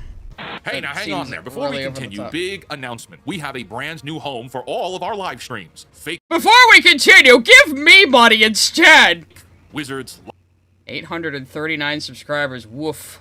Live. All our streams are moving to this new channel, effective right now. So if you've been catching us live on this channel, go over there instead. The Real Life Fake Wizard will exclusively be You should have at least waited till that channel was monetized, dude. videos from here on out. So that's 3 shows a week, all on Fake Wizards Live. The link is below in the description and in the comments too. Come on over and subscribe so you don't miss us going live. 4 shows a We'll see week you of there. this. Angel's signature donor program is called Pay It Forward. This branding carries a specific cultural valence, signifying that the brand is small scale, person to person, voluntary, and charitable. When Angel adopted the language during its scrappy startup phase as a content filtering program, the framing accurately matched the company's posture and scale. However, the company that uses that language today is an entirely different entity. Did you expect a bunch of people who follow a religion invented by a con artist to, like, be truthful? I mean, Mormonism is like the Scientology of Christendom, you know? Angel's 2025 annual revenue was $321.6 million, up 233% from the prior year. The Angel Guild subscription service generates an estimated $360 million in annual recurring revenue. The language of Pay It Forward suggests a small, mission-driven outfit asking for community support that we're on. Yeah, dude, it's called a hook. That's what you do in marketing. You come up with a hook to get people to give you money for the thing you want them to give you money for. It's just like, yeah, you have to play the game. All in this together, but that's not the case at all. The entity asking you to pay it forward is a publicly traded media corporation valued at over $1 billion at IPO. It's traded daily by institutional investors and accountable to its shareholders. I'd ask you. Yeah, well, how? Like, well, yeah, but how many investors are there? Do the investors own most of that billions of dollars? That doesn't mean that's like liquid assets for the company to use if it's in their shareholders' pockets. To imagine Disney's upcoming Moana live action ending with an on-screen card asking the audience to pay it forward so other families could see the film, with a QR code prompting donations of $15. Oh, Jesus, now even Disney's gonna try to do this shit? Okay, this is like a new scam then that... But yeah, but it seems like they got the idea from Angel. No other company has done this before now, you know? To fund tickets for strangers. The reaction would be immediate ridicule. Disney makes movies and sells tickets and distributes content at scale. And the idea of Disney soliciting charity from theater audiences would strike every viewer as absurd. It should be the same thing for Angel here. Placing this kind of request for charity at the end of a movie is actually some kind of psychological lever. Charitable... I mean, people do find it stupid. And yeah, it is a psychological lever. It's just called a marketing hook. Why is there Halloween Town behind you now? What is happening? Is actually some kind of psychological lever. Charitable giving research consistently finds that donations made immediately after emotionally arousing content are more significant in amount and more frequently given than donations solicited. Well, yeah, when you get people hyped up and wanting to give you their money, they're more likely to give you their money. Yeah, man, it's basic marketing. Like, I don't know why he's so confused about this. At Sconsan Jam sent a super chat. Hate watching still makes bucks. Marketing will do whatever works. Musical notes emoji. Give him the old razzle dazzle. Musical notes emoji. I mean, I went to see the movie to see how bad it is, but yeah, give him the old razzle dazzle. Razzle dazzle him. In a neutral context, Angel Studios produces content that is emotionally impactful. Why are you on fucking Coruscant now? What's going on? Lowering the audience's guard, and then uses vocabulary to suggest that Angel needs your help in making sure other people are subjected to the same process. Well, oh my god! They lower your guard, give you positive feelings about the product, and then ask you for money, and you're more likely to give it. Yeah, dude, that's basic sales. That's basic sales tactics. That's what the dude selling you a refrigerator does, too. Why are you so surprised by this? Let's talk about the optics of this. You take it back a few years, and the plight of Angel was that they were very publicly trying to compete with Hollywood. And to do that, they were going to need direct contributions. And every time Christian companies try to do this, it fails. In production and acquisition and distribution. The movie-making business is not cheap, and it's not for the faint of heart. And the types of films they were producing and acquiring catered to one very specific type of audience who have a kind of affinity towards charitable contributions. King of Kings is an adaptation of the Gospels. The Shift has a man battling with the devil. David is the story of King David adapted into an animated musical. Much of the... Do you know that, like, mainstream movies also do these things, too? Like, have you ever seen Prince of Egypt? I mean, like, he's acting like this is unique or something. And I'm still mystified all these guys think how the new Animal Farm movie is somehow anti-Christian because it's slightly nominally lip servicey anti-capitalism. It's a very strange attitude. The Angel Studios library are movies and shows based in Christian themes. And so that's the audience that they routinely ask money from. It's Christians. And that brings us to a place, specifically Mormons, though, where I need to introduce why we're investigating this at all. Because if Angel Studios is just a company that makes products for Christians, then that in and of itself, this real life fake wizard is on the case, guys. Should be harmless. Well, that's just not the case anymore. Animal Farm, A Cautionary Tale is a CGI animated adaptation of George Orwell's 1945 novel, repositioned by Angel Studios as family entertainment with slapstick comedy and dated TikTok humor. Orwell. Does he think Veggie Tales also manipulates Christians? That's a very good question. Animal Farm is one of the most explicitly anti-totalitarian books in the English literary canon. The novel was written in 1945 as a direct allegorical critique of communism. The plot concerns a group of farm animals who overthrow their Stalinism. Mind. Stalinism.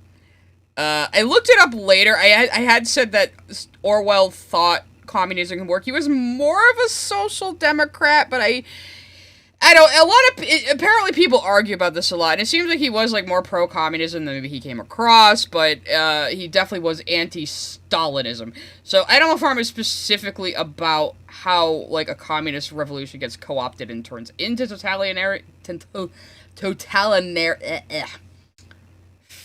dictatorship. How it gets co-opted and turned into a dictatorship. But,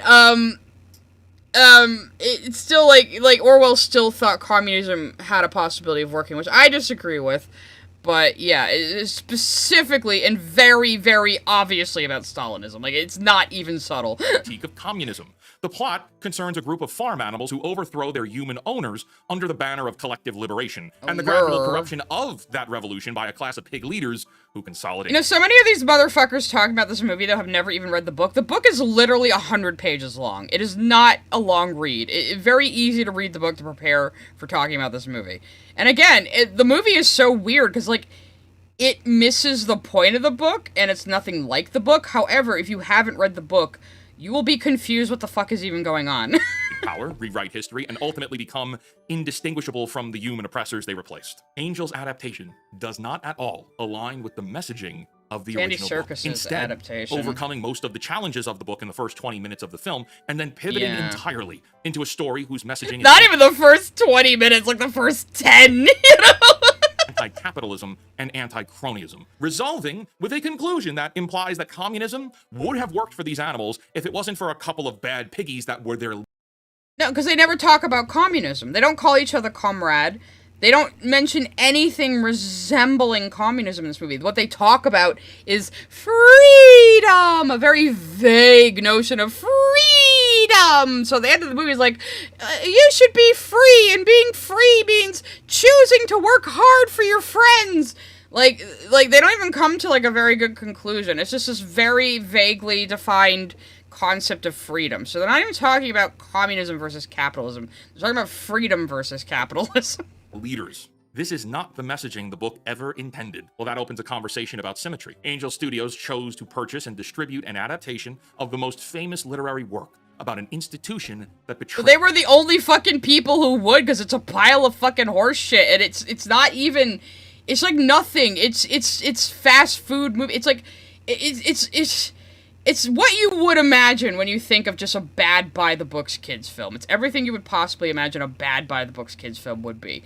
You know, there's even, like, a stupid, like, heist at the end of the movie with all the fucking farm animals, like, hacking a broadcast. It's retarded. Betrayed its founding promises. Angel Studios then used... It's gonna be funny if Sheep Detective makes more money in this movie. I'm, like, split on Sheep Detective, because, like, it seems like a movie I would want to watch if the sheep didn't fucking talk.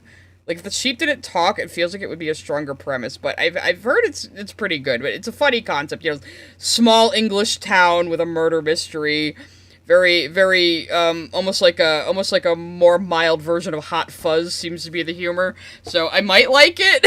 The release of that adaptation to demonstrate in real time and on its own infrastructure, the exact pattern the source material was written to warn against. The studio that built itself as Hollywood's alternative produced a film about how alternatives become the thing they replaced, and then released that film with a marketing campaign that addresses dissenting customers as enemies of the state. Now see, that point would go really hard if this movie actually had anything to say, which it doesn't. It just kind of rushes from scene to scene. It was obviously cut to pieces and glued back together.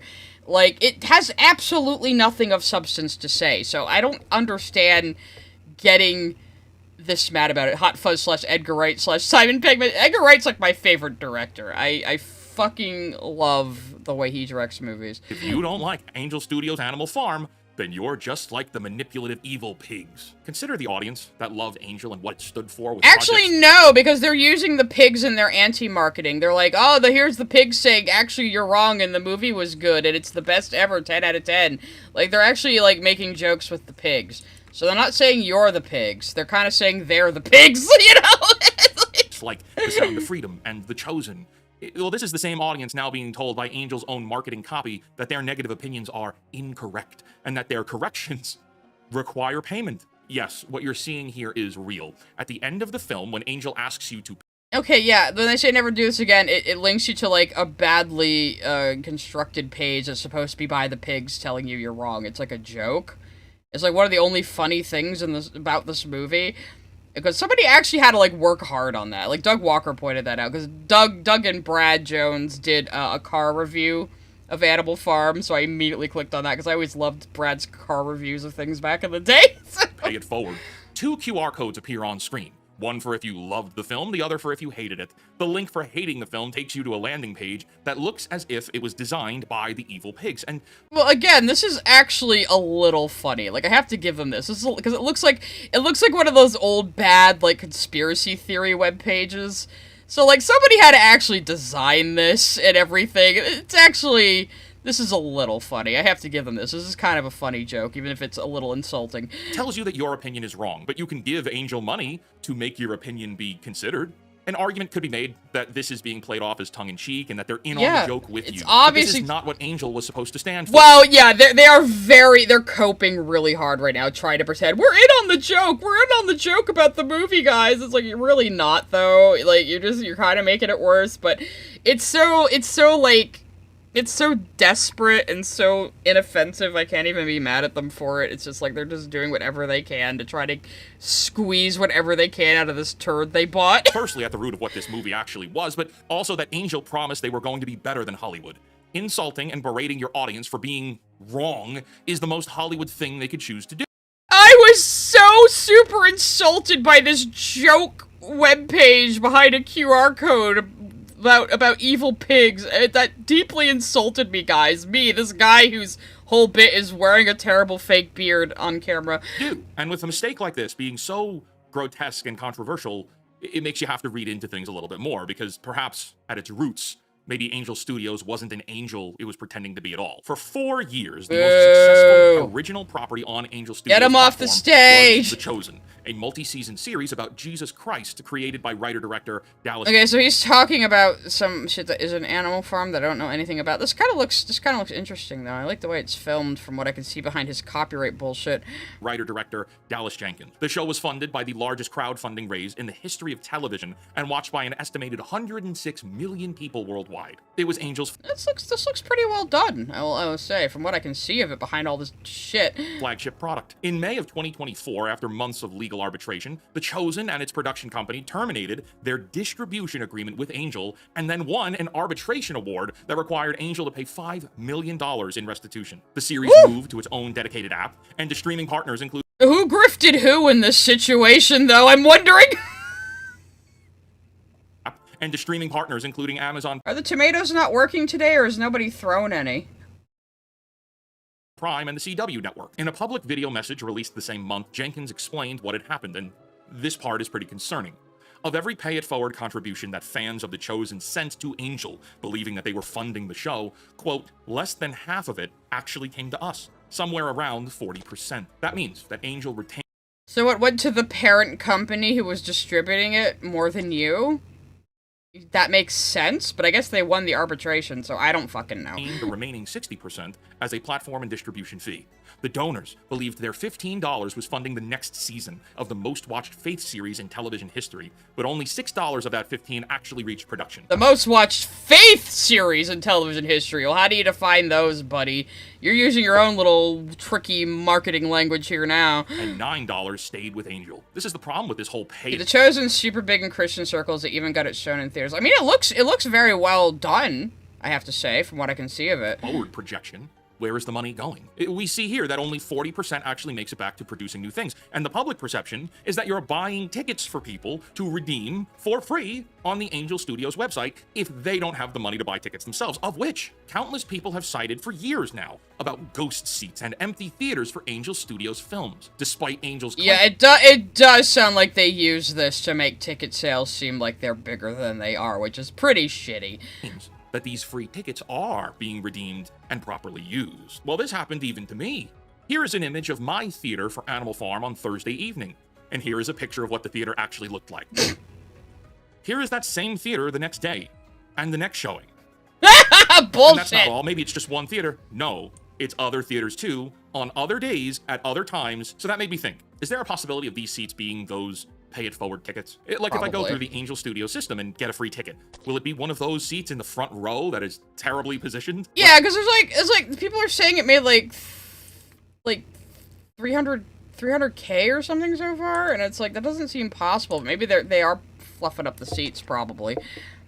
As per Angel's own statements on this, when someone requests a pay-it-forward free ticket, what they're actually given is a redemption code to be used on their local theater's website. So if I requested a Regal pay-it-forward ticket, Angel would send me a Regal coupon to use with my own Regal account. That's their description of this process. You pay it forward, and the money is pooled into acquiring these coupon codes. Well, how the fuck else would it work, though? I mean... I made multiple accounts to try this out. Each of them went through the process of requesting a ticket and completing verification, and all of these attempts were done on different days at different times. The first was Thursday night, and I was placed at number 1,127. The final attempt was done on Sunday, May 3rd, and I was placed at number 1,333. None of my attempts to get through actually ended with getting a ticket at all. Okay, well, I have to give him this here. I think he's actually, like, uncovered some kind of fraud here. So I'll give him that. Now, it would just be speculation to try and discern why, but clearly that's only 206 places on the wait list between 4 days of this movie being out. I don't understand what the deal is with all these theaters and the duplicated seats. They're empty. This movie's not making money. And it looks like even Angel Studios' own people don't want to see Animal Farm even for free. Angel Studios had once... I mean, it's true. I mean, I can't see, like, a little kid seeing the trailer and going, oh, I want to go see that! Because, like, nothing about it makes any sense. Like, if you know the basic plot of Animal Farm, you can kind of see what they're doing. But again, if you're not overly familiar with the plot, you won't even understand what it is they're bastardizing. It's like they rely on previous knowledge of the story in order for you to even follow what's happening in the fucking movie. It's weird. How did that Sound of Freedom saw an 84% redemption rate, implying that 84% of the pooled funds for pay-it-forward tickets were redeemed and used. This is the only film for which the company has ever published their statistics. Well, Animal Farm is a far cry from The Sound of Freedom, which was a movie about rescuing children from traffickers, and it was considered to be very serious, but... Oh, that's right! Animal Farm actually references Sound of Freedom in its marketing and in the movie. For example. Oh my god, he's gonna be like Desparu and complain about this. What is there? Why are all these guys obsessed with Sound of Freedom? Like, again, this is like, oh, everyone has to support this movie, or the other political side will win. Like, both the grifters on the left and the right do this. Like, oh, you better support this movie, or the other side will win, as if it's going to impact voting in any fucking way. You know? I'm about to fart right now. This is the Sound of Freedom. Earlier, we pointed out that the And again, they don't talk about communism. They talk about a vague concept of freedom. That's what they're not like, oh, we should own our own production. They're just like, no, we should be free and we shouldn't get turned into food. And like I was saying during the Desparu React, wow, a company referenced another movie that they produced in a movie that they produce. It's like the most normal fucking thing. Like, companies, directors, they do this all the time. was only getting 40% of the donor funds. When asked where unredeemed and overcommitted donor money goes, Angel's official answer has always been some version of to the work. Jenkins' testimony, under no obligation to speak publicly, under no... It's almost like all of these, like, Christian institutions will just vacuum up money and not be transparent about where it goes. It's almost like all the Christian institutions do this, not just the Mormons over here. You know, I'm just saying. But I think, okay, so while I haven't agreed with a lot of his video, I will say I think he has hit on something here that they are up to some fuckery.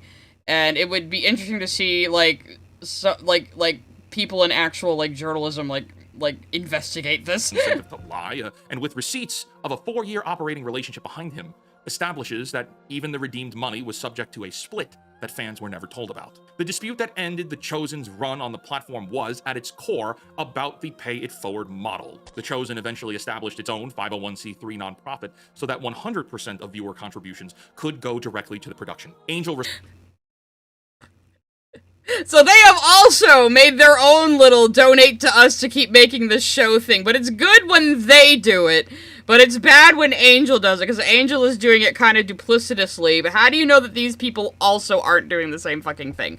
Like, Christians will grift money all the fucking time, you know? Responded to that move by allowing the relationship to deteriorate, the contract broke, and the series departed. 5 months after the Chosen arbitration ruling, Slingshot Pictures, the production company behind Angel's announced animated film David, and its prequel series Young David, terminated their distribution agreement with Angel for what the company... Okay, so they were also just distributing David. They didn't animate it. Because when I first heard of, like, Angel, because I saw the David movie, and I was like, who the fuck is this Angel Studios? Is this, like, a new animation studio? So that's when I kind of started looking up what the fuck they even are, because I was like, where did this company come from? You know? Gee, some of Christians are violating the sacred rule of not lying. Oh, well, they can lie to non-believers, obviously. Come on. Company called multiple alleged incurable contract breaches. Slingshot alleges that Angel violated its 2021 content distribution agreement by making unilateral marketing... I mean, given this company almost went bankrupt for showing movies on their streaming service that they did not have the license for, I'm not surprised that they're mismanaging all this and fucking over people. There's the tomatoes. You guys happy now? Distribution decisions without the contractually required mutual approval. The lawsuit specifically alleges Angel placed Young David episodes behind its Angel Guild paywall in violation of an agreement that the content would be available for free. Putting this content behind the paywall was timed to drive support for Angel's SPAC merger vote. The complaint uses the phrase hostile takeover to describe Angel's conduct toward the IP it had been hired to distribute. So that means both The Chosen and David, the two largest faith-based properties on Angel's platform, produced the same kind of legal dispute, brought by different filmmakers operating under different contracts. The Chosen lawsuit produced an arbitration of $5 million against... I mean, the Mormons do, like, control all of, like, the 23andMe stuff and will baptize you after you die, so, I mean, they're not very trustworthy, I suppose. Angel. The Slingshot lawsuit is still active right now, though Angel ultimately reacquired David after nearly a year of litigation and then released it theatrically in December of 25. A release the 2025 annual report now treats as a flagship financial driver. The argument Angel made when it launched was that Hollywood treated filmmakers as line items in someone else's profit calculations. That is... Yeah, it sounds like they're not doing very well behind the scenes. Is the exact allegation now being made about Angel by the filmmakers behind its two highest profile properties. Angel Studios discovered something most media companies never figure out. They discovered that the American Christian audience, which is an audience with deep pockets, a long history of charitable giving, and a cultural disposition towards supporting work that aligns with their values, was prepared to fund a media company at a scale no traditional... It's almost like you all will fuck each other over at a moment's notice, despite the fact you preach about being so morally superior to everybody else. It's kind of like those secular people that do that with, like, woke scolding. You're like the exact same style of people. Hollywood Different studio fonts. has ever attempted to access. That audience funded The Chosen through the largest crowdfunding raise in television history. They put Sound of Freedom into the top 10 domestic... Oh, Moral Oral wasn't a Christian series, though. It was just about Christianity. You know? So, Moral Oral was... The style is a parody of Davy and Goliath, which was an old, like, Christian show, but it's obviously criticizing Christianity, so the Christians aren't gonna like it. Releases of 2023, and they're the entire reason Angel Studios is a $1 billion valued publicly traded company. Christians built Angel Studios. Christians paid for every brick. What the audience was promised in exchange Mormons for funding did. the company... Why are you fucking in the realm of darkness from Kingdom Hearts now? What is this? ...was a studio that would actually be different, that would treat its filmmakers as partners and its viewers consumers as adults whose business practices would reflect You know who does that? Glitch and Spindle Horse. Maybe you should be looking at secular companies. Values of the work it was producing. 3 years have passed since Sound of Freedom, and every one of those promises has eroded. The filmmakers behind Angel's biggest properties have walked, and the audience that gave Angel its capital, its credibility, and its cultural permission is the audience now being addressed by Angel's own marketing department as pigs for criticizing their own business practices. This is the behavior of a publicly traded media corporation that has identified a high-value, high-trust audience segment and is okay. I think we've seen enough of this guy. I might want to look up some of the crazier guys. So like, I think he's being like. He is also being too serious about this fucking movie, but also I think he's actually hit on some actual fraud here. So I think he's actually uncovered something here. At Crossover Productions 2395 sent a super chat. You should make a video on the YouTube or just stop. From what I've gathered, the guy's got some wild fucking takes on certain media. Oh, see, I did used to watch him more, and he's come by stream a couple of times, but, I don't know, yeah, maybe, I don't know, it would have to be, there's a few other people I've been looking at where it's like, when I react to somebody's media, see, the thing is, people think I'm, like, going after them, trying to cancel them or something when I'm just talking about somebody's media takes, because that's why they talk about people's media takes, but if I did, it wouldn't be, like, hard feelings, it'd be just like, no, I don't agree with what you're saying. At Dire Wolf 181 sent a super chat. The movie is a nothing burger, why do they care? Money, I guess, because they can make 3 videos a day about, oh, this is part of the culture war, guys, get ready. Avalonic 111 sent a super chat. Don't give these guys money. Give Sire money. Yes, give me your money, and you'll have more quality entertainment as I provide you. So let's see if that RK Outpost guy talked about Animal Farm. I think I saw him get recommended or something. And I just noticed him in the 14 minutes. Okay, so Angel Studios slammed over Animal Farm disaster and attacking their customers. Like, these guys can just make anything a big deal. Holy fucking shit. Let's see what this guy has to say. Good, it's still on fast speed, I think. Angel Studios has certainly had some big wins in recent years. Maybe I need a theme song. Look at this tiny little twerp over here. What? Maybe none bigger than Sound of Freedom, which was a massive box office smash hit. They're all obsessed with Sound of Freedom, because again, that's their like, oh, everybody needs to support this movie on our side, or the libs will win, and the libs do the same fucking thing. Like, everybody's gonna go see Strange World, or you're homophobic. I wasn't saying Christians are woke scolds. I'm saying Christians and woke scolds are the same people with different fonts. They all just do the things they do to sound morally superior to other people. You know, that's really their main concern in life. Ed Rehogan 1651 sent a super chat. It's passing the collection plate at church. So the Reverend can get a Lamborghini, yes. And as Angel Studios continue to get its name out there and build a bigger audience based on their storytelling, and certainly it seemed to all be aligned with faith-based storytelling, and usually, faith-based, not all the time, but oftentimes they did have a lot of right-wing support for these movies and these faith-based, movies that they were putting out there, whether something was strictly a Christian movie or not, but just kind of back to basic storytelling. So when it was revealed that Angel Studios was going to be releasing Animal Farm by Andy Serkis, starring people like Seth Rogen, you had a trans person on the cast. A lot of it did not seem to fit what Angel Studios. Just was saying, oh my god, there's a trans person on the cast. Are they not allowed to act? Like, why does that matter? Like, you probably watch actors in plenty of films who have things about them you don't like or wouldn't agree with if you knew them in real life, and like, why does it fucking matter? Has really built their audience on. And they are not the ones that made this movie, just to be clear, but they did get the rights to distribute the movie. Like, Laverne Cox is in the movie for, like, all of 8 fucking minutes, and then they just get rid of Snowball, like, immediately. So it's like, she's barely in the fucking movie! In theaters, and they've been promoting this thing. The first trailer didn't exactly get received well, as you can see. 19,000 likes to 223,000 dislikes. And the reason that it got hammered so hard was... Because look at it! It's a generic kid slop. That's why it got hammered so fucking hard. Was because... Did he just say something about gender ambiguity? I don't think I was even listening to him. The rights to distribute the movie in theaters, and they've been promoting this thing. The first trailer didn't exactly get received well, as you can see. 19,000 likes to 223,000 dislikes. And the reason that it got hammered so... Yeah, all those trans people out there having jobs, how dare they? Like, what? Hard was...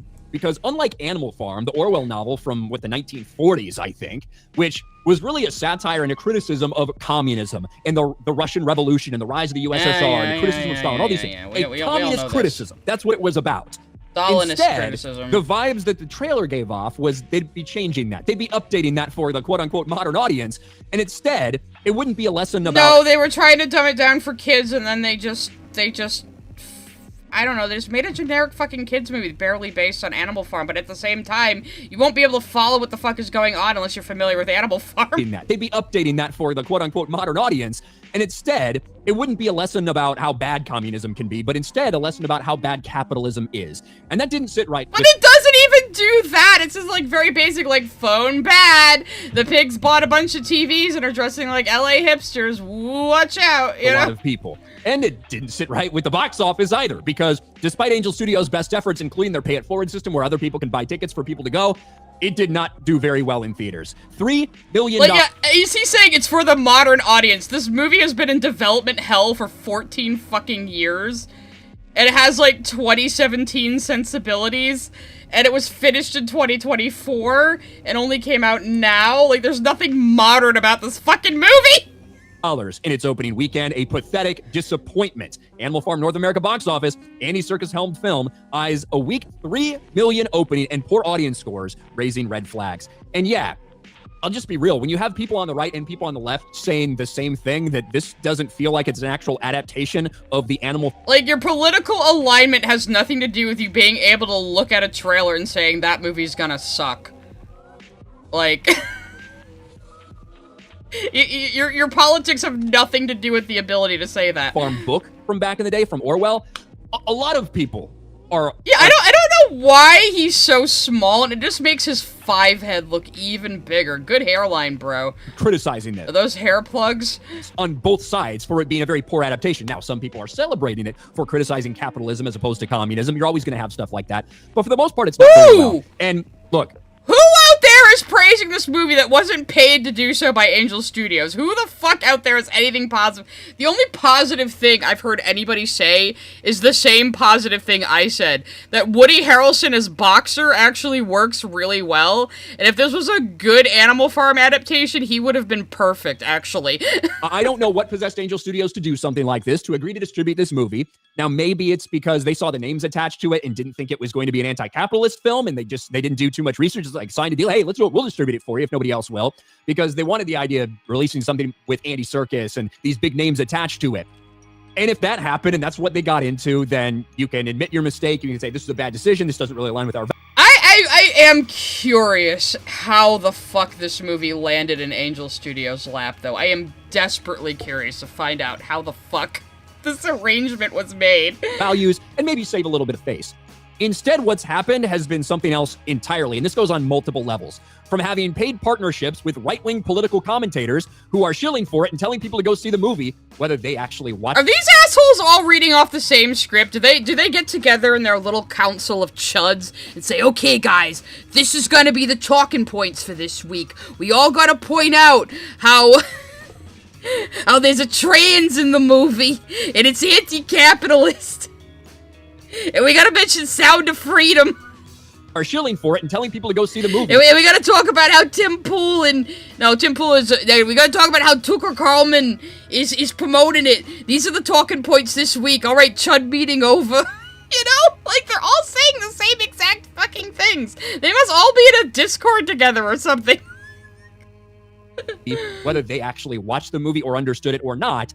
But then also, I guess you really do want to be a Hollywood studio, because they have also now gone after the fans, their audience, their customers, the people that made them into a relevant... You guys are so upset over their lame pig LARPing.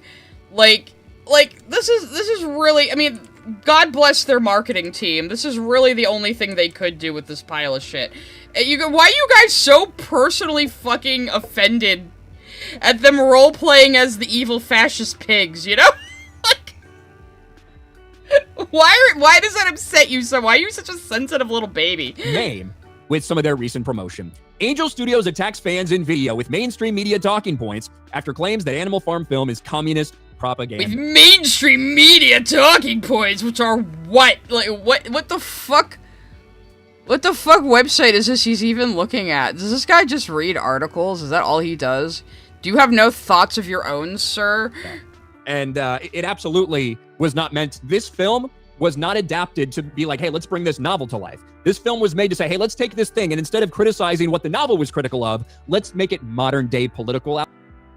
Well, no, well, kind of, because Andy Serkis was like, well, if Orwell wrote the book today, he'd write it about capitalism instead of communism, and it's like, well, then it wouldn't be the same fucking story, bro. Like, you get, like, I don't know why he wanted to adapt this so bad, but the thing is, Imaginarium, the company that Andy Serkis owns, did the special effects for the Planet of the Apes remakes, right? And I haven't really seen them, but I mean, I've seen footage. But I've watched the original Apes movies. I'm an OG fan of the Apes movies. Like, deadass, my brother and I had strep throat one time in, like, middle school, and we had nothing better to do, and there was, like, a Planet of the Apes TNT marathon on, and we just watched all of them. And we were laying there like, these are actually really good. You know?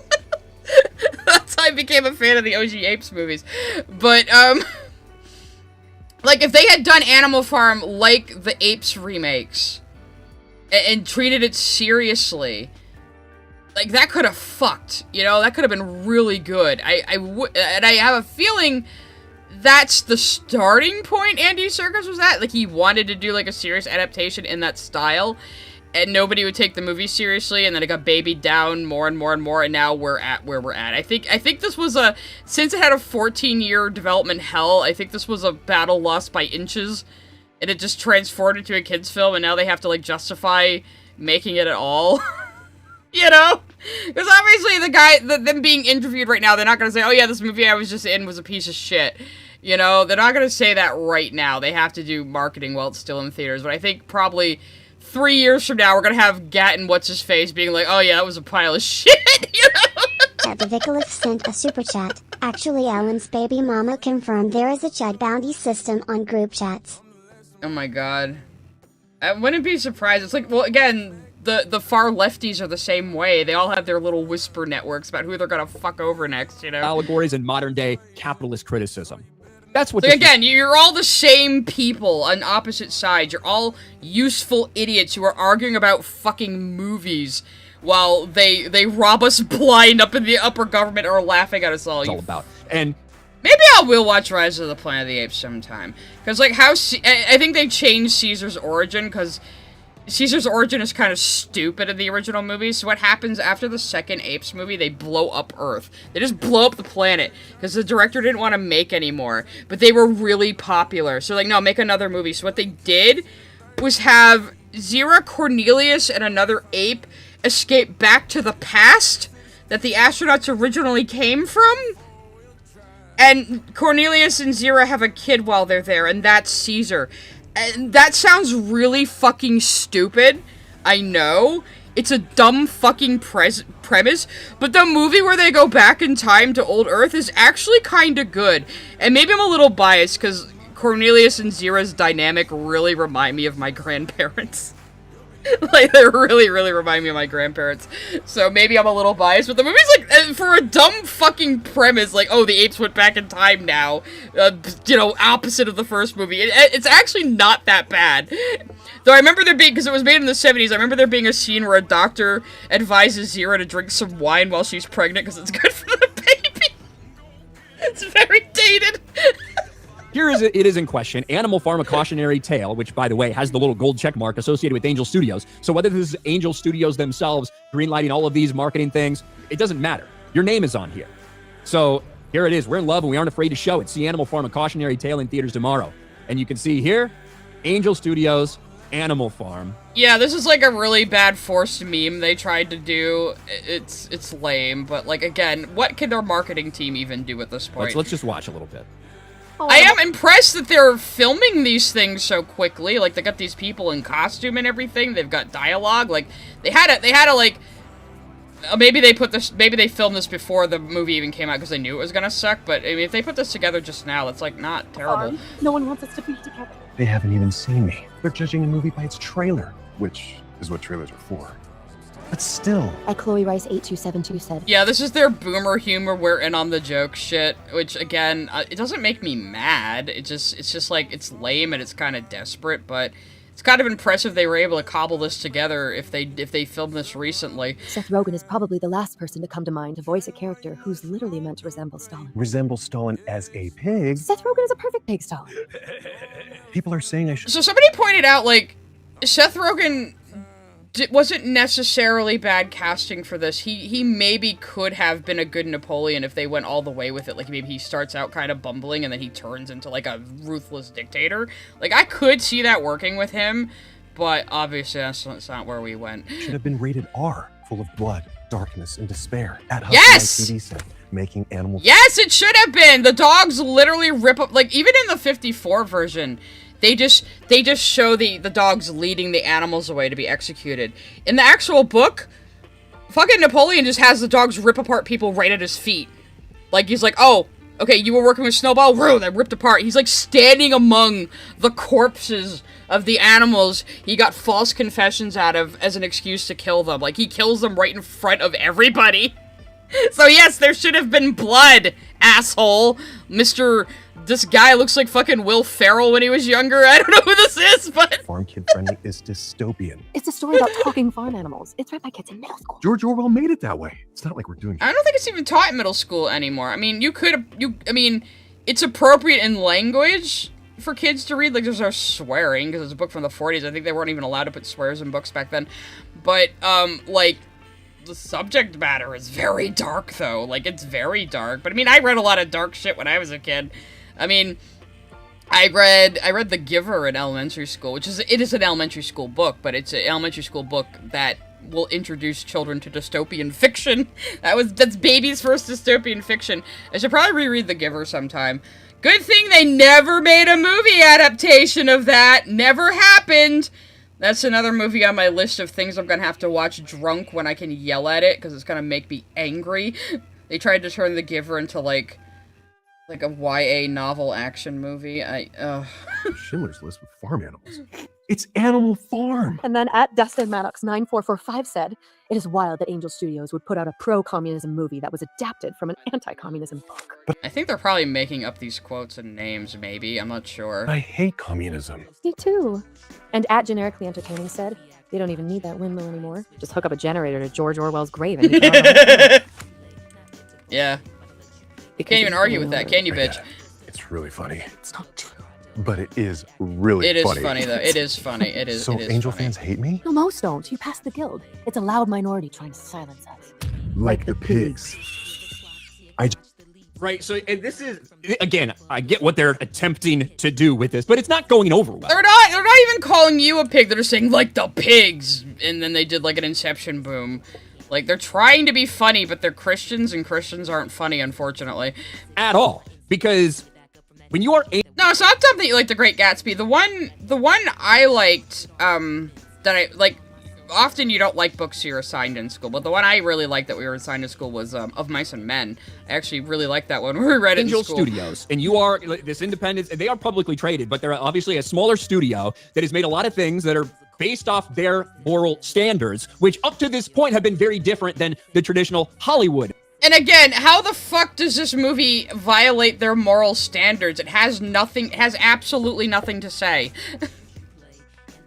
You can't violate moral standards if you're not fucking saying anything. Moral standards. That is the audience that you have built up. That is the audience that trusts you. And when you come out and you try to defend it I think this one shows them trying to culture war this fucking nothing burger of a movie shows how performative their outrage is. And I'm just talking about all of these guys in the Chud sphere that do this culture war bullshit on YouTube. This way, and you take shots at your audience, basically try to... Actually, after seeing the Lord of the Flies versus Animal Farm rap, I kind of want to read Lord of the Flies now. Actually, let's watch that again at the end. Call them retarded so good. For saying that this film is anything other than exactly what it fucking is. It's not going to go over well. And another thing to add in here is Angel Studios has responded in some ways and said, hey, You know, our guild, the people that are part of our guild and part of our membership team, they're the ones that make these decisions. They're the ones that greenlit us to do something with Animal Farm. Well, a lot of those guild members are saying they either didn't see this movie or were just asked, would you like us to do an Animal Farm adaptation? And if that was the case, probably a lot of people would have said, yeah, of course. Because a lot of people in Angel Studios' audience, they'd probably like to see a movie. I mean, it kind of was due for another adaptation, because, like, the last adaptation was, like, in 1999, so it was kind of due for another one. And again, if they had done this like the Apes prequels and treated it seriously, it would have been so fucking good. Oops, I just clicked off of him. I mean, did he have anything of substance left to say? They're the ones that make these decisions. They're the ones that greenlit us to do something with Animal Farm.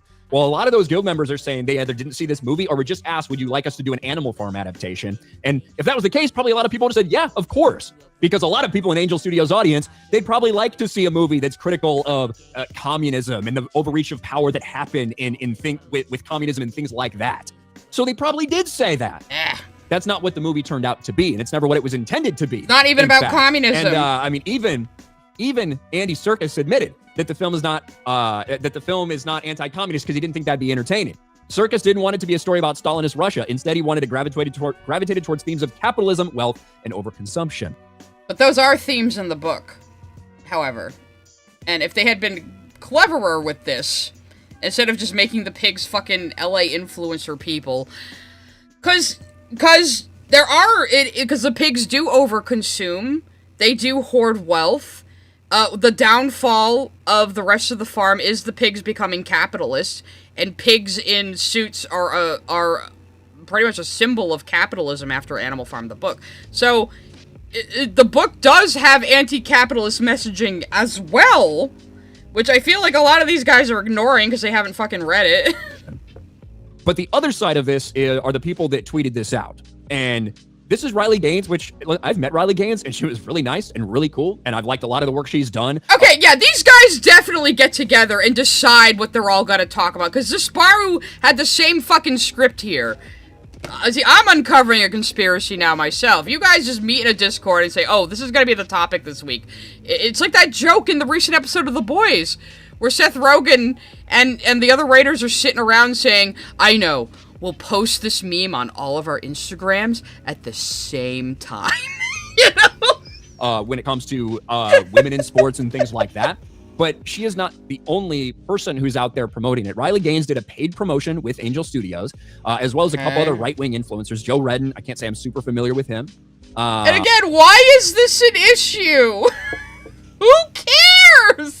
Emily Saves America. I've seen some of her tweets. Again, this movie says nothing. It does nothing. It says nothing. It is nothing. It's just garbage. And their Animal Farm partner, even Tucker Carlson, and all these people went out there to tell you that, hey, it's a great movie. You definitely need to go see it. Even take your kids to see it. That's what Tucker Carlson said. Make sure your children see this and stuff. And my dude, he is just like repeating ad copy the same way you're repeating what you were told to say by your other Chud friends. This is part of the problem. You're having a bunch of big right-wing political... Like, I think these guys are making themselves look like idiots, like, being so hyperbolic about this fucking shit-ass movie that nobody takes seriously. Commentators talking about a movie. I don't know whether any of these people watched the movie or not. Damn. And if they did you? This is not what they do, right? They're not entertainment commentators. They're political commentators. And the fact they're not entertainment commentators like me. I'm serious, you guys. Look at the Batman symbol behind my head. That so many of them are out there pushing this with this clear paid thing. And Tim Pool called a lot of them out. Whatever problems you may have with Tim, with his opinions on this or that, he called. I don't think we're gonna have time for old Timmy Pool because I do have to go out a little later. But we're gonna watch that rap song again as a palette. A lot of this out from the beginning because he watched it. And instead of deciding to promote it, he said, no, this is actually, like, this isn't anti-Marxist, this isn't anti-communist, it's actually explicitly anti-capitalist, it's a perversion of the original work. And so I don't know what all these people, I don't know if all these people actually watch the movie, if they're just doing it like a fucking ad read and telling people to go out there and watch it. And of course they're just doing it as a fucking ad read. What do you think? It's paid promotion. They're given things to say. Have you never had a sponsorship on your 347K channel? If there's anything insidious about what they're doing, if it's just plain ignorance. No, this isn't even the same dude. They're just all reading off the same script, though. I don't know. But it's brought up this entire thing. Oh, look out. All the chuds are gonna get chased away because I have hip-hop playing now. Look out, guys. Scary. Scary. Good, the Chuds have been scared away from reacting to this. Oh shit, I can't turn it back down. Because iTunes fucked up on me. What? Come here. Whatever, we can hear thing over again this little twerp. About, I've said this for a long time. A lot of people have turned to independent content creators. I was about to give up on him, to get away from mainstream media. And sometimes that's just because of the corruption and shit like that. Sometimes because you can't trust anything the mainstream media says. Well, I hate the term influencer and blah, blah, blah, all this bullshit. But in this space that I'm in and that we're in general, and I'm certainly not as big as a lot of these other people, but some of the same problems that we saw become the downfall of mainstream media have happened when it comes to quote unquote independent content creators who will say anything for the right amount of money. And it's not to say that everybody... I mean, Glitch and Spindlehorse have still been pretty good. Maybe it's a problem with Christians and the way that they tend to hoard wealth, you know, in America at least. Because ad reads or anything is, oh, they're terrible. That's not what I'm saying at all. I've done plenty of ad reads, but for those things... Actually, yeah, all of these guys are so butthurt by the movie saying hoarding wealth is bad. And what do all these Christian institutions do? They hoard wealth. Every single sect. Look at the Vatican. So turn down a ton of ad reads because they don't fit my audience and I don't like the product. And I'm not going to push people onto something that I don't think is good or that I don't think has any value. I'm just not going to do it. I bet you sell shitty vitamins. I think it's important to be very, very careful when you do things like this for a couple reasons. Do you have anything in a store? I never would want to take money to push a positive review of a movie, even if I was going to like the movie, because I would feel like I'd be pressured to force Good for you. Right? You have anything else to say? The problem we had with the mainstream media and the access media was this. Will spark viewers across generations to dive deeper from People's World. They shared this like they're proud of this positive review. You know what People's World is? People's World is the official newspaper of the Communist Party of the United States of America. So the communists in America think that it's great. Shouldn't that tell you something? Because one fucking pro-communist Twitter account, like, reposted this, you're like, this movie's gonna destroy America. God. Again, this just shows how unserious all these fucking people are and how performative their outrage is all the time. About what the message of this actually is.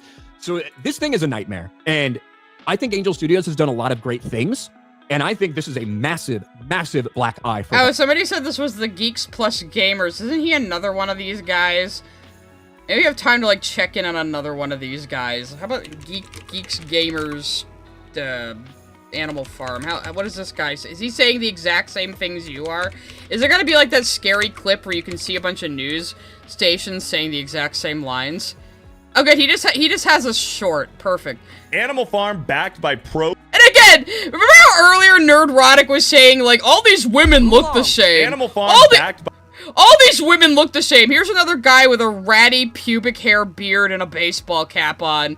Like, again, yeah, generic white man number 35 says all women look alike today. By pro-socialist publication claims film will spark viewers across generations to dive deeper. Oh my god, so, who's seen them? I clicked on this and he's complaining about the same fucking article as, well, I guess he was reading this guy's site, but still, like, these guys must meet and decide on what they're gonna...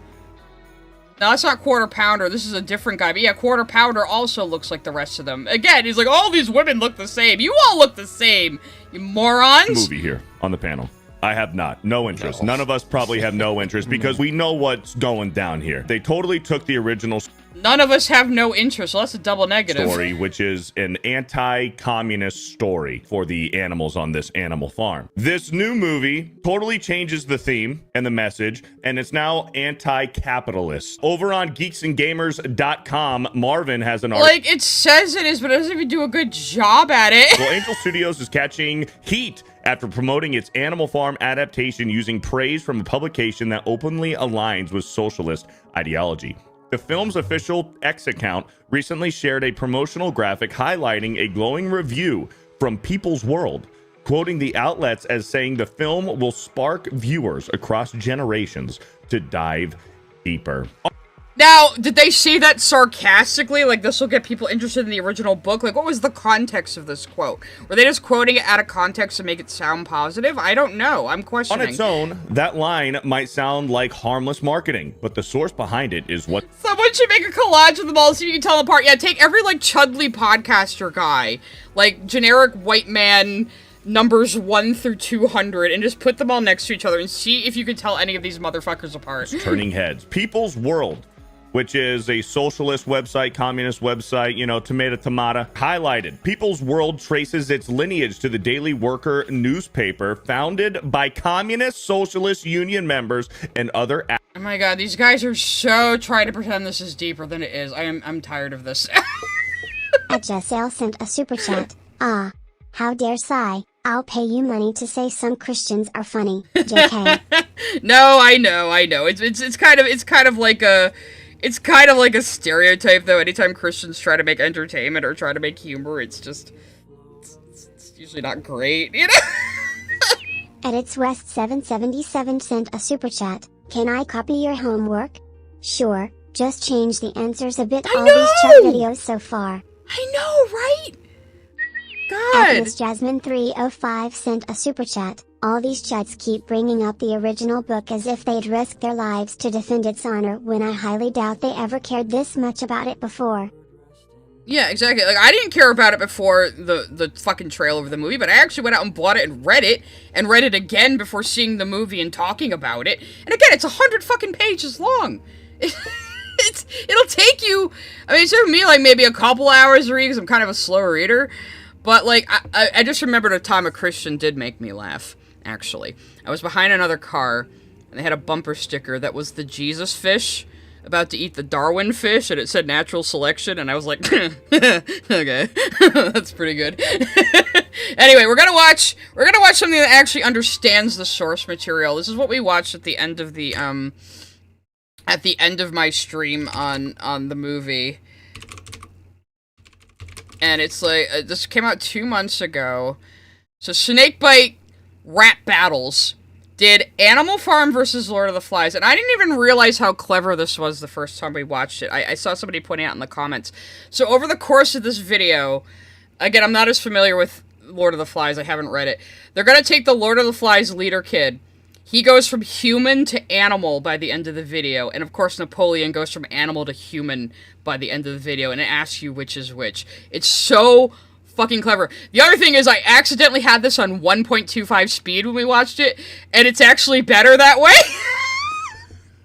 So I'll start it at normal speed. But I think I'll speed it up because it's good. But then it becomes absolute fucking fire when you speed it up a little bit. But I was saying before, even if I was a teacher with kids that were covering this material in school, like high school, I would show this to them. It's super clever and it understands the source material of both books and has so many deep cuts. Actually, I had these assholes sped up. So yeah, let me play it on normal speed for a little bit first. But it's actually better sped up.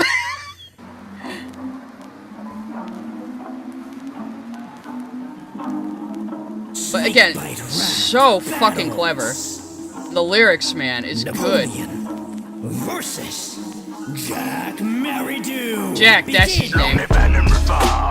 Sending a back to his coffin and put the Jack in a box. I shall take this pipe, pull a pipe, head and break a switch to make a point. I hate a blood boxer, but he only kicks stable boy. Even so tired, admit a tire's bed for violent head. Ruling with iron fist while the lackey's iron bed. Hammer with his friend, tries the scenting in his dying breath. He might have lived the jacket, sees the games and tries as Simon says. Yes, I'll let Jax first go and then speed it. Lord of the Crashes.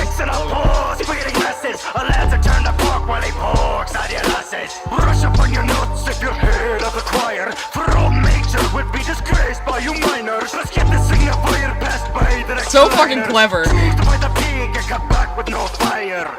Piggy past the corns, let the man talk. Put Napoleon to Englishman, the odds is last star. Such to your ass farm, what bore has no balls? Through your better rival out than incompetent snowballed. So yeah, so far you see the parallels between these two, but now let me speed it up. Because it becomes absolute fucking fire at 1.25. My reign, second to no other. Literature. Hell yeah! Big brother's little brother. What's the long term for Von Stalin? Stay patriotic and spend all day just wallowing in your own shit. And these lyrics are so good! This little skill, you build yourself by spinning hard ass. Still can't build a mill. Run for it, done for a slumlord. When gunshot, you're done for. Looks only unopposable and done war. Your horse kept your workforce in sync better than you. When he dared to get it together, you had it bought into glue. You're a hunter, can't sing. The hell do you even do? lotion, you'll paint the walls. Now I'll be writing your rule. There you have it, not the feral habits of the hairless savage. The rogue is wearing clothes, he cloaks a secret. I love how he's like Soviet propaganda style.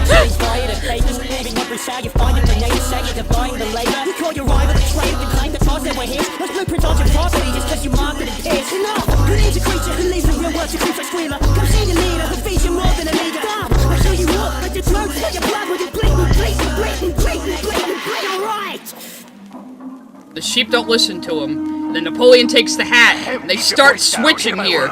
I am the one naked throw now, rest assured. Want to keep the British code down? Sit and learn. You would not want Mr. Jonestown to return. First acknowledge I'm the biggest to see through a shared interest. Even a human student, he cancel out the big head. Simon tried to warn them that beneath they were raging demons. So hear me declare I'm abolishing the peace of England. Do it deep as you may see it, picks it close to cover. It says deep cuts. Using paint to cover up and getting by a foreleg. What a savage art. You are expected to show manners in manner farm.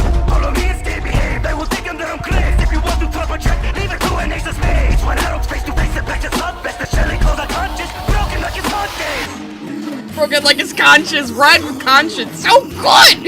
Kill the pig. Cut his throat. Spill his blood. Kill the pig. Lazy little piggy tried impressing fools. Lazy little piggy still watches with a spectacle. Lazy little piggy thought that he was at the top. Lazy little piggy is about to hit the rocks. Lazy little piggy better move his little drums.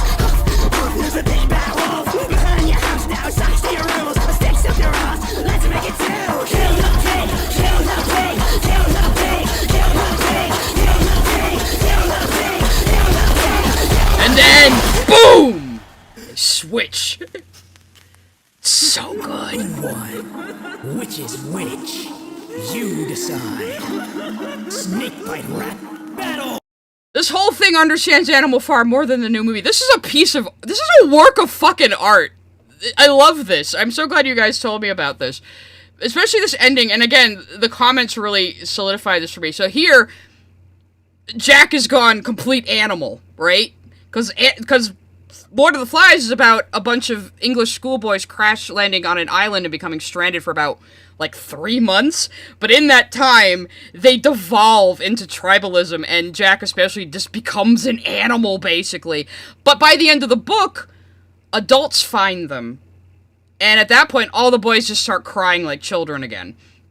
So here, when Napoleon fully... I mean, they don't literally transform into humans in the book, this is symbolic. But here, we see over the pig skull, a human face locks in, and I'm gonna slow it down again so we can really appreciate this animation.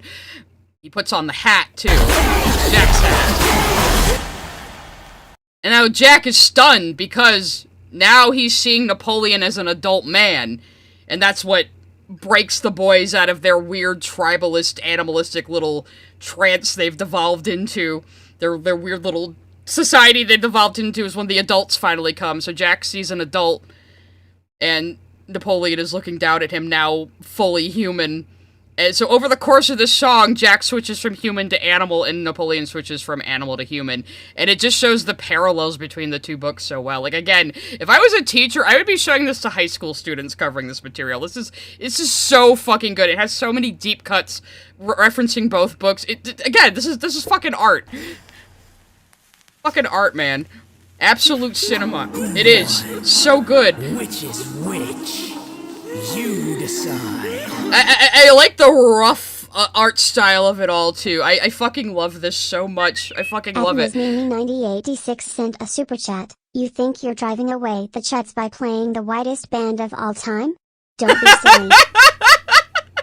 I know, it was the rap song from Miracle Musical. I know. I have other hip-hop on my list, you know. Anyway, so I just wanted... That's always a good palate cleanser for this. So, yeah, that Snakebite124 only has 26.4 subscribers. This dropped 2 months ago. I put my comment in saying I accidentally had this at 1.25 speed and it becomes absolute fire. But it does. But, like, this video, again, masterpiece. Fucking masterpiece. Go support this. Watch it, like, several times. It's so good. And again, so many clever lyrics and deep cut references to both books. But now weren't they gonna like do a gender swapped Lord of the Flies for no reason? See, the thing is, I really do think Lord of the Flies kind of relies on it being a bunch of schoolboys. Because I think what happens in it is something you were more likely to find happen with a group of boys than a group of girls. I'm not saying it's impossible for girls to devolve into like murderous, tribalistic, animal-like, you know, like crazy people, but again, it seems it would have more likely and more realistically happened with a group of boys. So it's like, why would you gender swap it needlessly? That just sounds stupid. But I am kind of interested in reading Lord of the Flies now. But yeah, I gotta go out again. So I hope you guys enjoyed this little art stream. I got some drawing done today, but this was kind of like a mini react. Tomorrow at 5 p.m. I am going to, speaking of Hawaii Part 2, I am going to do another episode discussion of The Boys. I still have to watch the new episode. And then Friday, I might have you guys vote. Somebody, I think it was Dio, of course, made me aware that, In Praise of Shadows, iPost, the guy who went after Wendigoon, he made a video on Alan Wake and calling it bad. And I'm gonna get his ass. So that might be going in the voting pool. So look forward to that. So hopefully I will see some of you guys tomorrow night, and I will see some of you guys Friday night, and I will keep you updated on any extra streams. Probably gonna start playing Disco Elysium soon at some point. Anyway, I'll catch you guys later. Thanks for hanging out with me.